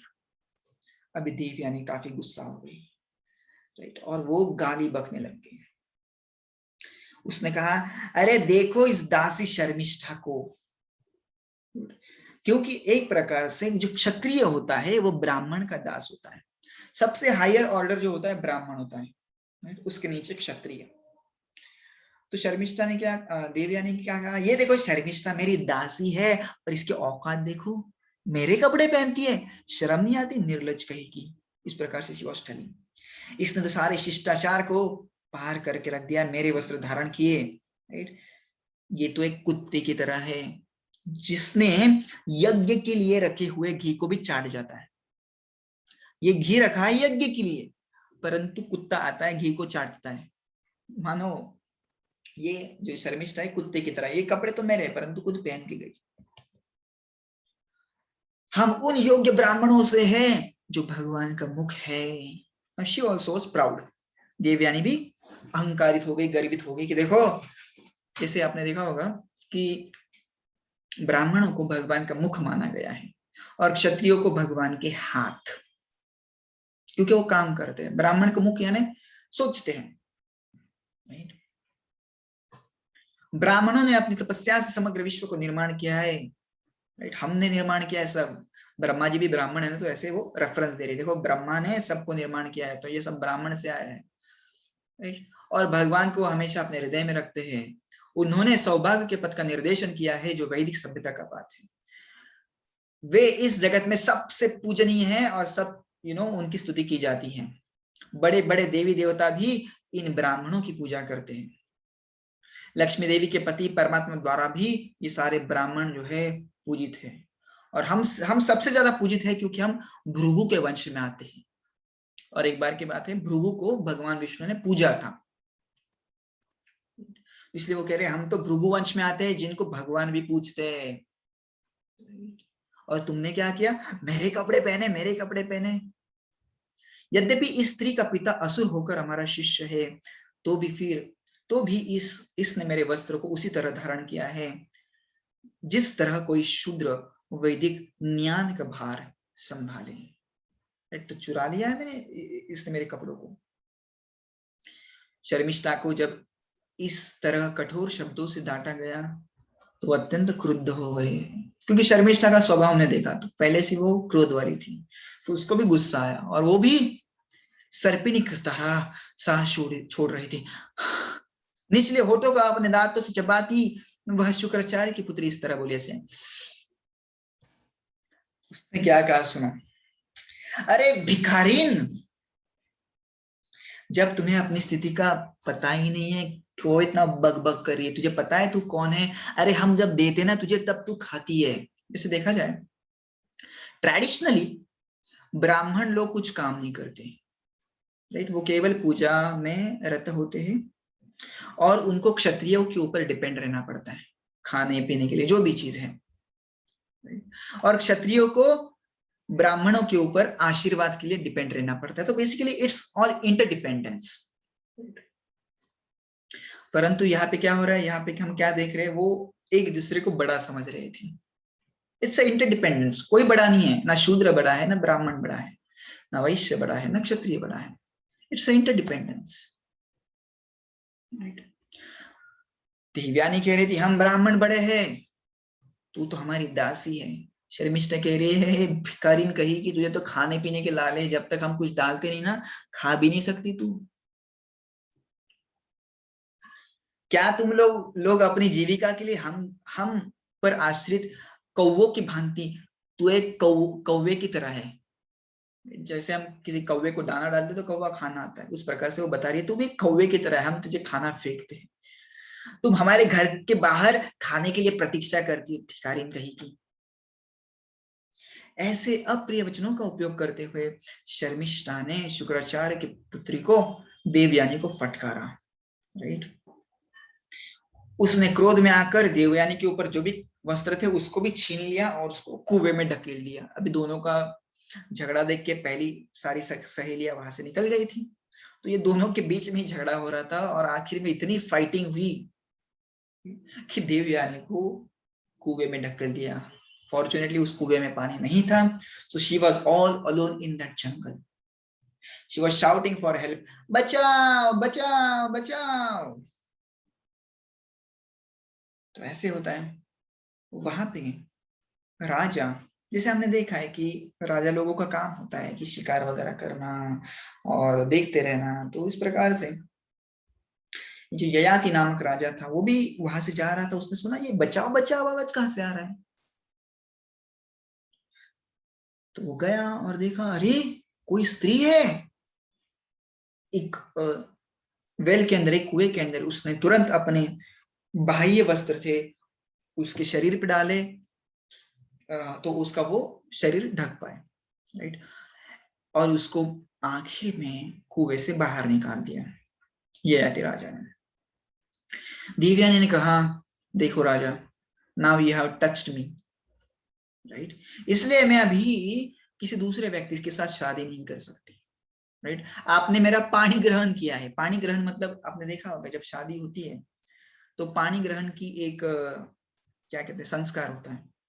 उसमें क्या होता है कि पिता जो होता है वधू का, वो वर के हाथ में अपनी पुत्री का हाथ देता है। तो उसी प्रकार से आपने मुझे ऑलरेडी टच किया, आपने मुझे खींचा है, तो मैंने अपना पानी आपको दे दिया है, पानी ग्रहण करा दिया है, तो अभी आपको शादी करनी पड़ेगी मुझे।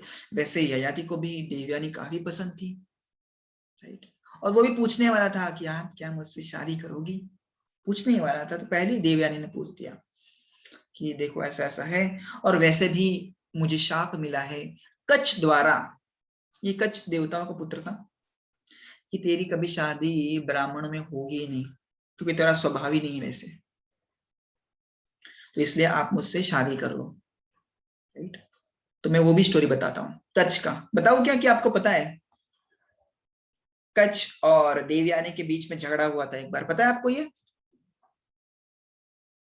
Have you heard this story? Okay, no sir. किसको पता था एक्चुअली? शौर्य को पता है। एक बार की बात है, बेसिकली हमने देखा ना कि जो शुक्राचार्य थे वो इतने पावरफुल थे, इतने पावरफुल थे कि वो क्या करते थे, जो भी आसुर मरता था उसको मृत संजीवनी मंत्र बोल के उठा देते थे। हमने देखा ना कि बलि महाराज तो काफी मर गए थे वो इन वन सेंस, परंतु इस शुक्राचार्य ने उनके ऊपर मंत्र प्रयोग किया, मृत संजीवनी मंत्र का, और जिससे उन्होंने बलि महाराज को पुनर्जीवित किया था। और इसलिए देवताओं ने कहा शुक्राचार्य से ये मंत्र सीखना ही चाहिए, यदि नहीं सीखेंगे तो परेशानी हो जाएगी, उनके राक्षस हमेशा जिंदा होते जाएंगे और हमारे देवता मरते जाएंगे। तो देवता का पुत्र था जिसका नाम था कच्छ, तो कच्छ को शुक्राचार्य के पास भेजा। ठीक है, अभी शुक्राचार्य को पता था कि देवताओं का पुत्र है, परंतु जैसे हमने देखा है कि ब्राह्मण का स्वभाव होता है सबको ज्ञान देना चाहिए। तो कच्छ शुक्राचार्य के साथ रह रहा था और उनसे ये सारा ज्ञान वो हासिल कर रहा था। परंतु जब कच्छ रह रहा था शुक्राचार्य के घर पे, तो देवयानी ने सोचा काफी अच्छा लड़का है, काफी सिंसियर है, मेरे पिताजी की बातें भी सुनता है, काश ये मेरा हस्बैंड बन जाए तो हम यहीं पे रहेंगे। तो देवयानी ने पूछा कच्छ से, कच्छ क्या तुम मुझसे शादी करोगे? कच्छ ने कहा सॉरी, तुम तो गुरुपुत्री हो, यानी तुम भी मेरे लिए गुरु हो, मैं ऐसे नहीं कर सकता। शी वॉज सो एंग्री, और उसने उसको शाप दे दिया था कि जब भी तुझे मृत संजीवनी मंत्र की जरूरत पड़ेगी ना, तू भूल जाएगा। Kutch was very angry. Kutch ने कहा अरे यार, इतना समय देख के मृत संजीवनी मंत्र सीखा और इस पागल लड़के ने कौन सा शाप दे दिया। उसने भी कहा मैं भी तुझे शाप देता हूं, तू भी कभी ब्राह्मण के साथ शादी नहीं करेगी, राइट। तो इस प्रकार से कच्छ ने देवयानी को शाप दिया था और देवयानी ने कच्छ को शाप दिया था। ये अच्छी बात है कि हमको, कलयुग के लोगों को ये फैसिलिटी नहीं है, राइट। नहीं तो हम भी एक दूसरे को शाप देते रहते, तू ऐसा बन, तू ऐसा बन, तू ऐसा बन, है कि नहीं? सबसे ज्यादा डिस्ट्रैक्टेड लोग तो कलयुग में है। तो ये अच्छी बात है कि हमको ऐसी कुछ भी पावर्स नहीं है। सो देवयानी ने कहा देखो राजा, बात ऐसी है कि वैसे भी मेरी ब्राह्मण के साथ शादी नहीं होने वाली, तो क्यों ना आप मुझसे शादी कर लो। उसने कहा कोई बात नहीं, बहुत अच्छी बात है, लेट्स गेट मैरिड फास्ट। तो देवयानी भागते भागते गई, अपने पिताजी को कहा कि पिताजी ये क्या कर दिया, ये वृषपर्वा की पुत्री एक कुत्ते की तरह है,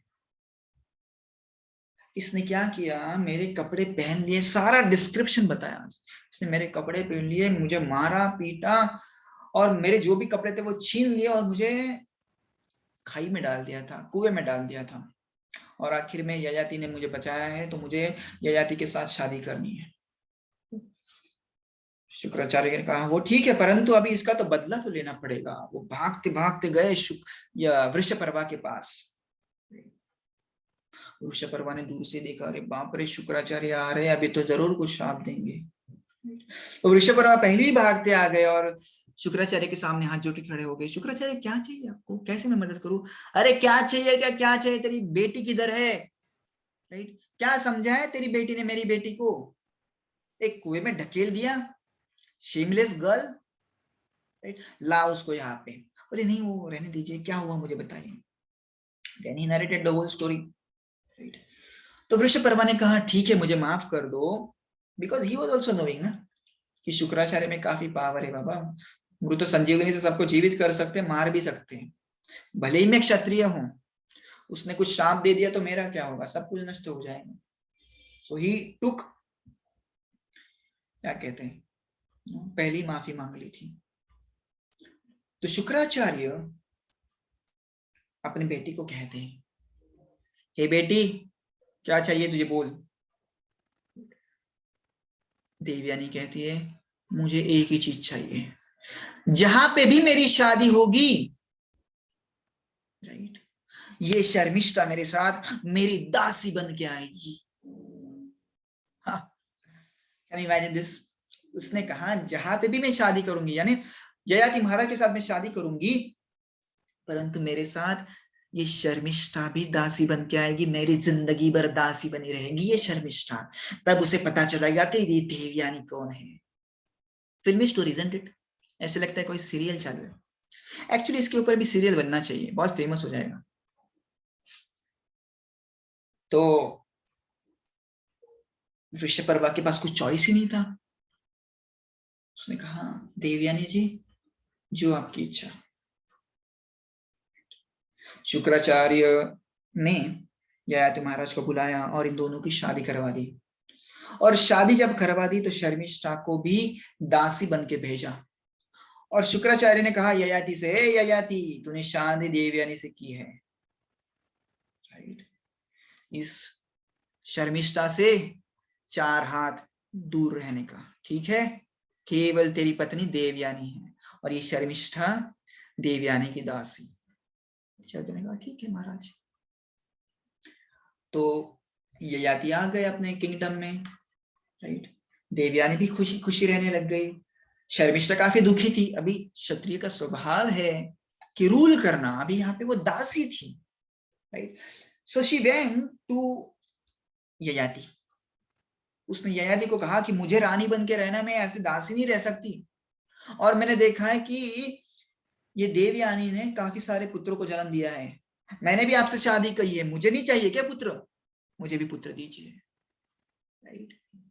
आपने मुझसे भी शादी की है, मुझे भी पुत्र चाहिए।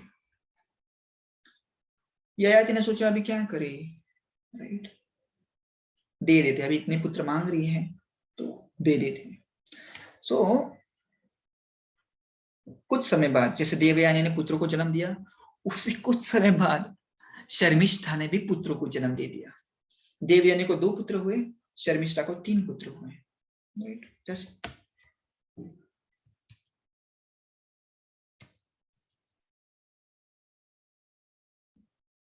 ओके, हाँ, देवयानी ने यदु तथा तुर्वसु को जन्म दिया और शर्मिष्ठा ने द्रयु, अनु तथा पुरु को जन्म दिया। अब देवयानी सोचने लग गई, इसको पुत्र कहां से हो गए, इसका तो कोई हस्बैंड है नहीं। तो उसके पास कुछ स्पाई थे, यू अंडरस्टैंड, स्पाई, सीआईडी। तो सीआईडी द्वारा उनको पता लगा कि ययाति महाराज और शर्मिष्ठा ने शादी कर ली है। वैसे पहले ही बताया था शुक्राचार्य ने कि इससे 4 हाथ दूर रहने का शर्मिष्ठा से, शर्मिष्ठा केवल एक दासी है। परंतु ययाति महाराज ने शर्मिष्ठा से शादी कर ली और उनसे पुत्र हुए, 3 पुत्र, द्रयु, अनु तथा पुरु, ठीक है। जैसे ही देवयानी को पता चला कि इन दोनों ने भी शादी कर ली, देवयानी वाज वेरी एंग्री।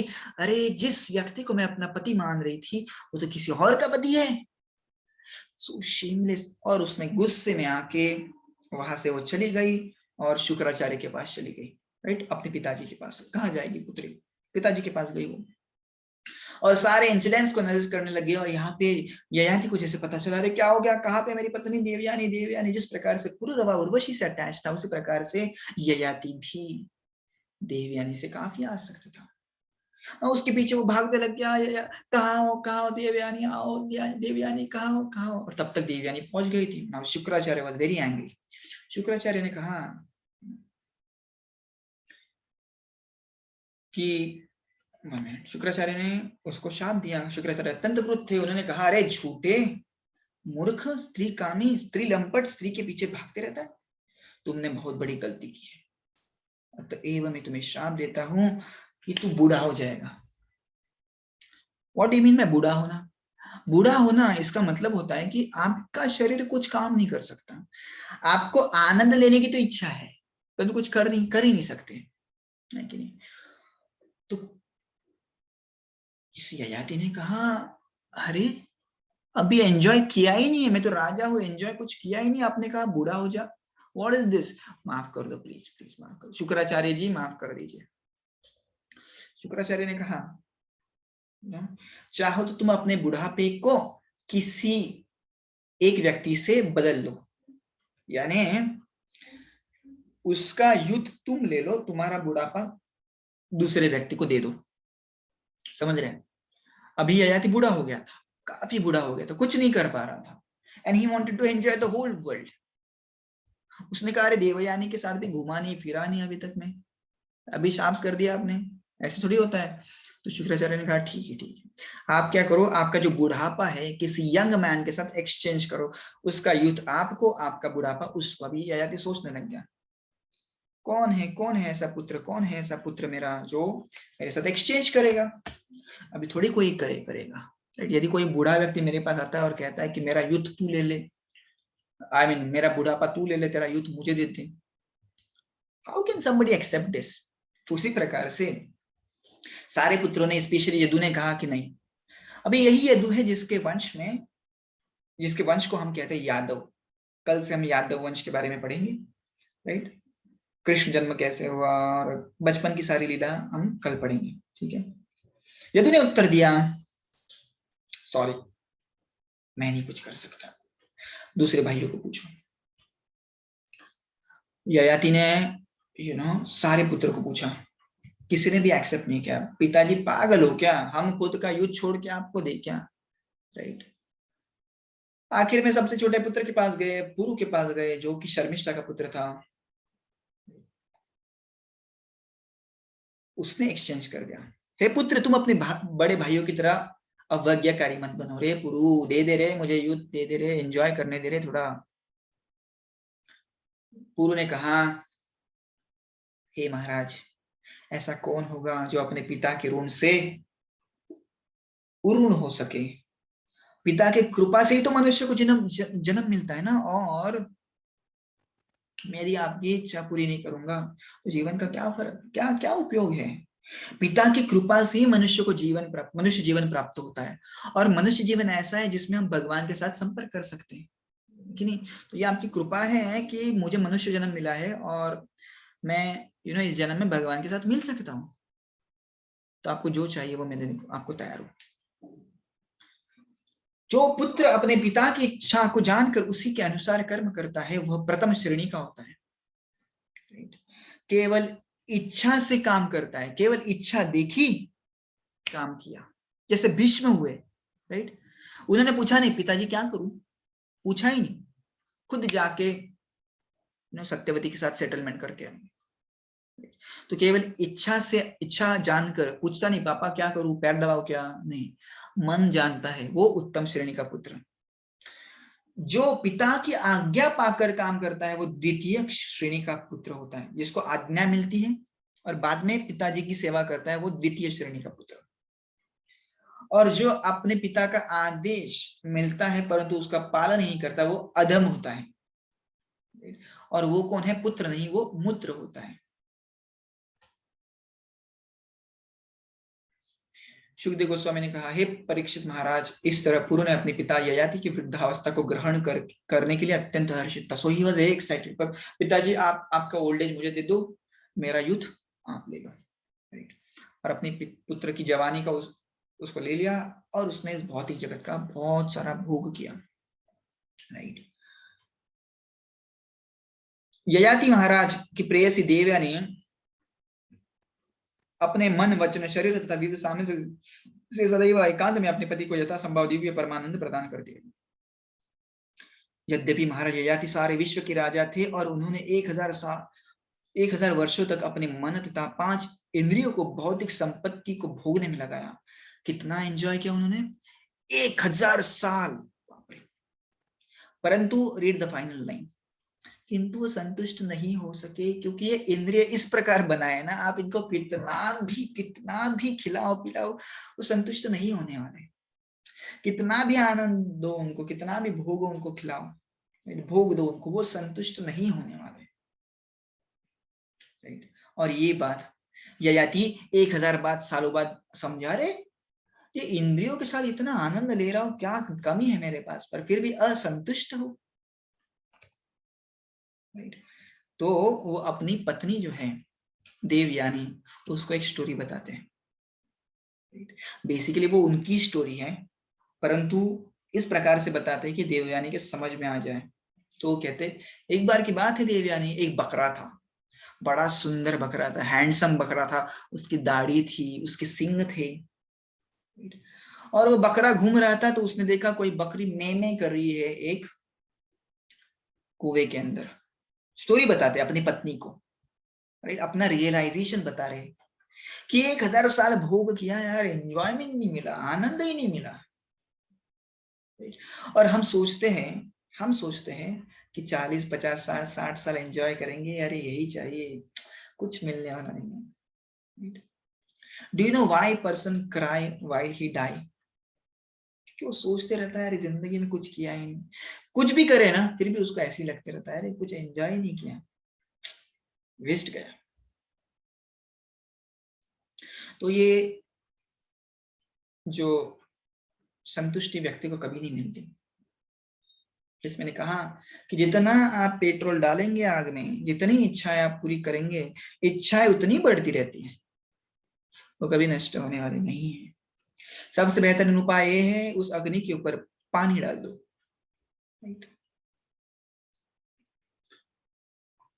तो वो अपनी स्टोरी बता रहे हैं। तो एक बार की बात है, एक बकरा था, घूम रहा था, अच्छी दाढ़ी थी, बड़े बड़े सिंग थे। उसने एक बकरी को देखा और ये बकरी कुएं में थी। तो उसने क्या किया, अपने सिंग से उस कुएं के समांतर दूसरा कुआं बनाया, दूसरा रास्ता बनाया और उस बकरी को छुड़ा दिया। और जैसी ही बकरी आई तो बकरी ने कहा तुम मुझसे शादी कर लो। बकरे ने कहा क्यों नहीं। परंतु उस समय उस बकरी की काफी सारी सखियां थी, यानी दूसरी बकरियां थी। तो सारी बकरियों ने भी कहा अरे तुम तो इतने हैंडसम हो मैन, यू नो, हमारे साथ भी शादी कर लो।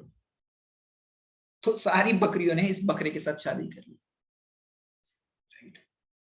तो इस बकरी ने देखा अरे इसने तो शादी मेरे साथ की है, दूसरी बकरियों के साथ घूम रहा है ये तो उसे काफी गुस्सा आया और वो अपना जो ओरिजिनल मालिक था उसके पास चली गई। जिस प्रकार से देवयानी शुक्राचार्य के पास चली गई, उसी प्रकार से यहाँ बता रहे वो कि जो बकरी थी वो उसके ओरिजिनल मालिक के पास चली गई। ओरिजिनल जो मालिक था वो गुस्सा हो गया और उसने इस बकरे को श्राप दे दिया कि तू बुरा हो जाएगा।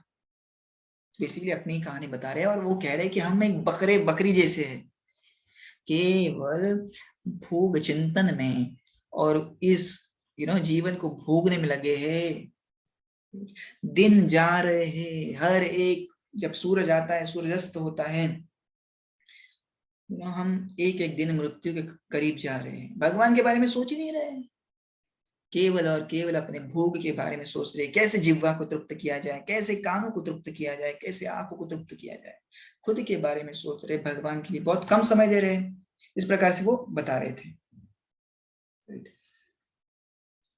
मैं वो बकरा हूं और तुम बकरी।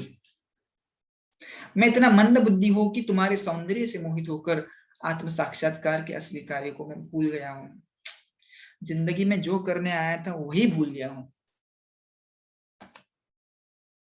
कामी पुरुष का मन कभी संतुष्ट नहीं होता, भले ही इस संसार की हर प्रचुर वस्तु प्रचुर मात्रा में उपलब्ध क्यों ना हो। प्लीज अंडरस्टैंड दिस, कोई भी चीज आपको प्रचुर मात्रा में भी मिले ना, डू यू अंडरस्टैंड, प्रचुर मतलब एम्पल अमाउंट, कितनी भी कोई भी चीज आपको मिले, राइट, परंतु उस वस्तु से संतोष नहीं होता। जिस तरह अग्नि में घी डालने से अग्नि शांत नहीं होती अपितु अधिकाधिक बढ़ती जाती है, उसी प्रकार निरंतर भोग द्वारा कामइच्छाओं को रोकने का प्रयास कभी सफल नहीं होता। यदि आप सोच रहे हैं कि इच्छाओं की पूर्ति करूंगा संतुष्ट हो जाऊंगा, नहीं, भूल जाओ। जो लोग भौतिक भोग में अत्यधिक लिप्त रहते हैं उनके लिए इंद्रिय तृप्ति को त्याग पाना अत्यंत कठिन है। इन इंद्रिय तृप्ति को त्यागना बहुत कठिन है देवयानी, बहुत डिफिकल्ट है। यहां तक कि वृद्धावस्था के कारण अशक्त व्यक्ति भी इंद्रिय तृप्ति की ऐसी इच्छाओं को नहीं त्याग पाता। जो व्यक्ति मर रहा है, वृद्ध है, वो भी सोचता है I want to enjoy this life. अतएव जो सचमुच सुख चाहते हैं उसे ऐसी अतृप्त इच्छाओं को त्यागना चाहिए, क्योंकि ये सारे कष्टों की जड़ है। सबको त्याग दो देवयानी। आप सोच रही है कि मुझको पति बना देने के बाद आप संतुष्ट रहेंगी, गलत धारणा है। राइट, हमने देखो ना 1000 साल तक एंजॉय किया, क्या क्या नहीं किया हमने, परंतु कहाँ पे आनंद मिला देवयानी। राइट, चलो भगवान की सेवा करते हैं। मैंने इंद्रिय तृप्ति को भोगने के लिए 1000 वर्ष बिता दिए हैं, फिर भी ऐसे आनंद को भोगने की मेरी इच्छा नित्य बढ़ती जा रही है। 1000 साल बाद भी लग रहा है कि और एंजॉय करे, और एंजॉय करे। अतएव अब मैं इन सारी इच्छाओं को त्याग दूंगा, भगवान का ध्यान करूंगा, मनोरथ के द्वंद्व से तथा मिथ्याहंकार से रहित होकर मैं जंगल में पशुओं के साथ विचरण करूंगा। पशु की भांति मैं जंगल में जाऊंगा। ययाति ने अपने सबसे छोटे पुत्र, जिसने उस यूथ को एक्सचेंज किया था, तो पुरु को उसने अपना जो यौवन था वो फिर से दे दिया और उसको पूरे भारत का, पूरे विश्व का साम्राज्य दे दिया और सारे पुत्रों को पुरु के अधीन कर दिया। चूंकि राजा ययाति ने भगवान वासुदेव के चरण कमलों में पूरी तरह अपने आप को समर्पित कर दिया था, अतएव वे प्रकृति की गुणों के सारे कलमश से मुक्त हो गए थे। अपने आत्म साक्षात्कार के कारण वे अपने मन को परब्रह्म वासुदेव में स्थिर कर पाए और अंतकाल में उन्हें भगवान के पार्षद का पद प्राप्त हुआ। शुक्राचार्य की पुत्री देवयानी समझ गई कि पति, मित्रों तथा संबंधियों का सांसारिक साथ प्याऊ में यात्रियों की संगति समान है। प्याऊ, यू अंडरस्टैंड? प्याऊ का मतलब होता है जहां पे लोग पानी पीने के लिए इकट्ठा होते हैं। राइट, जैसे पहले इट्स लाइक धर्मशाला में लोग आते हैं, अपने अपनी दिशा में चले जाते हैं। उसी प्रकार से यह संसार भी एक धर्मशाला की तरह है। आओ, रहो, निकल जाओ। भगवान की माया से समाज के संबंध, मित्रता तथा प्रेम स्वप्न की भांति है। कृष्ण के अनुग्रह से देवयानी ने भौतिक जगत में अपनी काल्पनिक स्थिति को छोड़ दिया। उसने भी अपने मन को कृष्ण मन समावेश, कृष्ण में स्थिर कर दिया और स्थूल तथा सूक्ष्म शरीर से मोक्ष प्राप्त कर लिया। राइट, तो यहाँ पे हमारी ये पीपीटी खत्म होती है और हमने आज देखा किस प्रकार से कितनी भी, वैसे 2 love stories we saw, Pururava Urvashi जो कि आधी हुई है, आधी बची हुई वो हम 11वें स्कंद में करेंगे। उद्धव गीता नाम का एक चैप्टर है, वहां पे भगवान कृष्ण खुद इस गीता को गाएंगे। और बाद में हमने देखा कि किस प्रकार से ये जो देवयानी और यजाति और शर्मिष्ठा के बीच में कितने भी हम इस इंद्रिय तृप्ति की पराकाष्ठा करें, ये कभी इंद्रिय हमारे संतुष्ट होने वाले नहीं हैं। ओके, तो इस जगह पे हम आज रुकते हैं और कल हम चर्चा करेंगे कृष्ण के लीलाओं के बारे में। Thank you very much. Hare Krishna.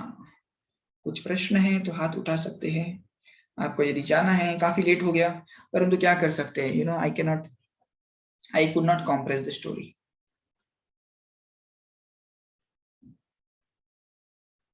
Thank you very much for your patient hearing.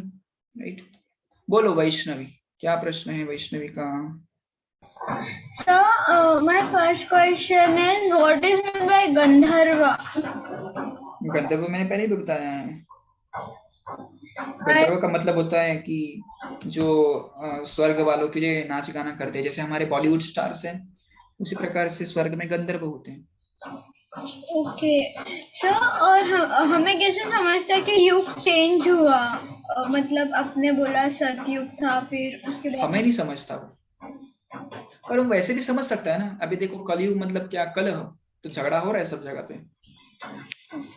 तो हर एक युग के इंडिकेशंस है ना, जैसे आपकी आयु कम हो जाती है, आपकी हाइट कम हो जाती है, प्रोसेसेस चेंज हो जाते हैं। ओके सर, और जैसे हमारे भगवान कृष्ण है, तो हम लोग उनके जाप करते हैं मुक्त होने के लिए या वैकुंठ जाने के लिए। वैसे अभी अलग रहते हैं सिख मुस्लिम उनका। सबके भगवान कृष्ण ही हैं। तो ऐसा होता है क्या कि कृष्ण किसके अलग होते हैं? भगवान तो भगवान होते हैं। अभी उनको पता नहीं, अभी वो उनको लोग। पता है, उनको पता है। आप यदि गुरु ग्रंथ साहिबा पढ़ेंगे तो वहां पे बहुत सुंदर तरीके से वर्णन किया गया है।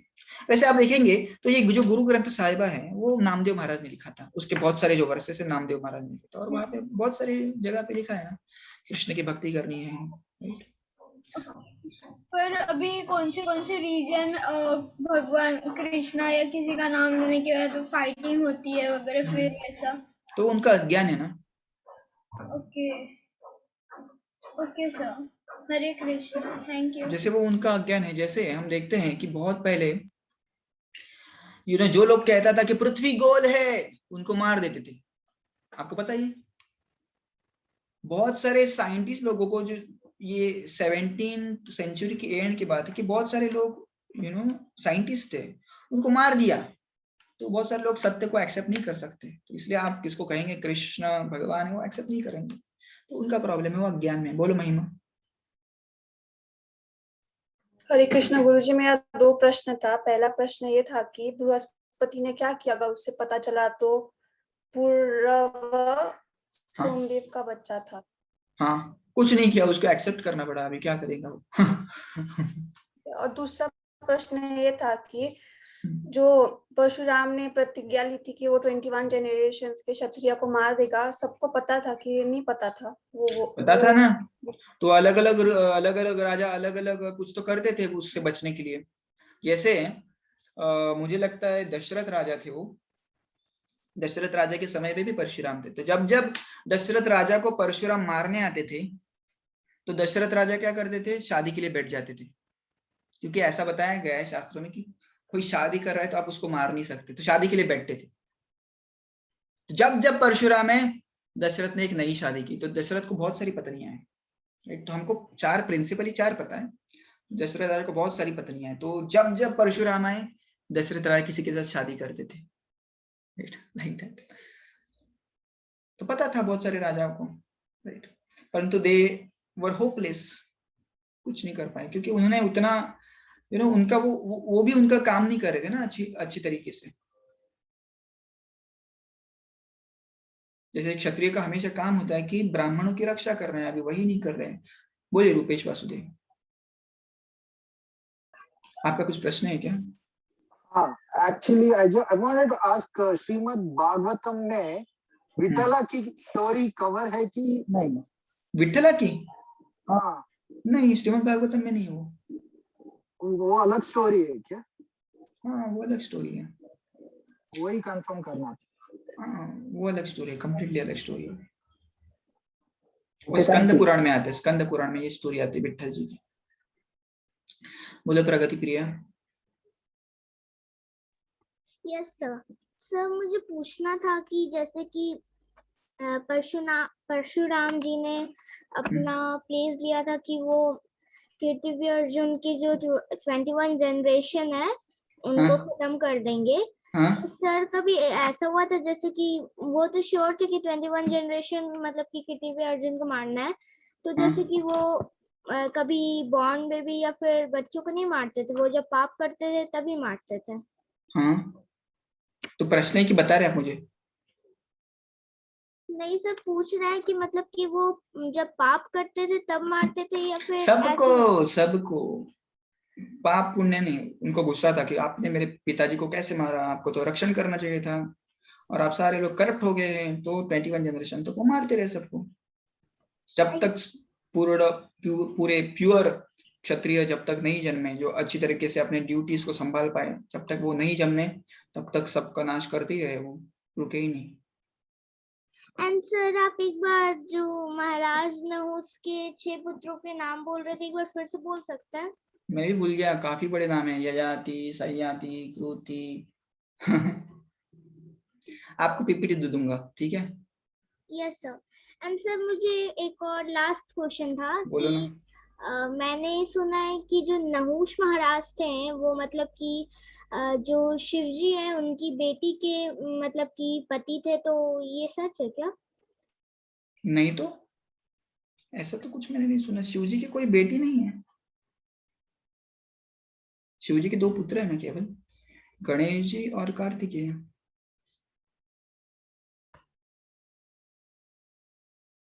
गाविष्ट गुप्ता बोलो, काविष्ट गुप्ता बोलो।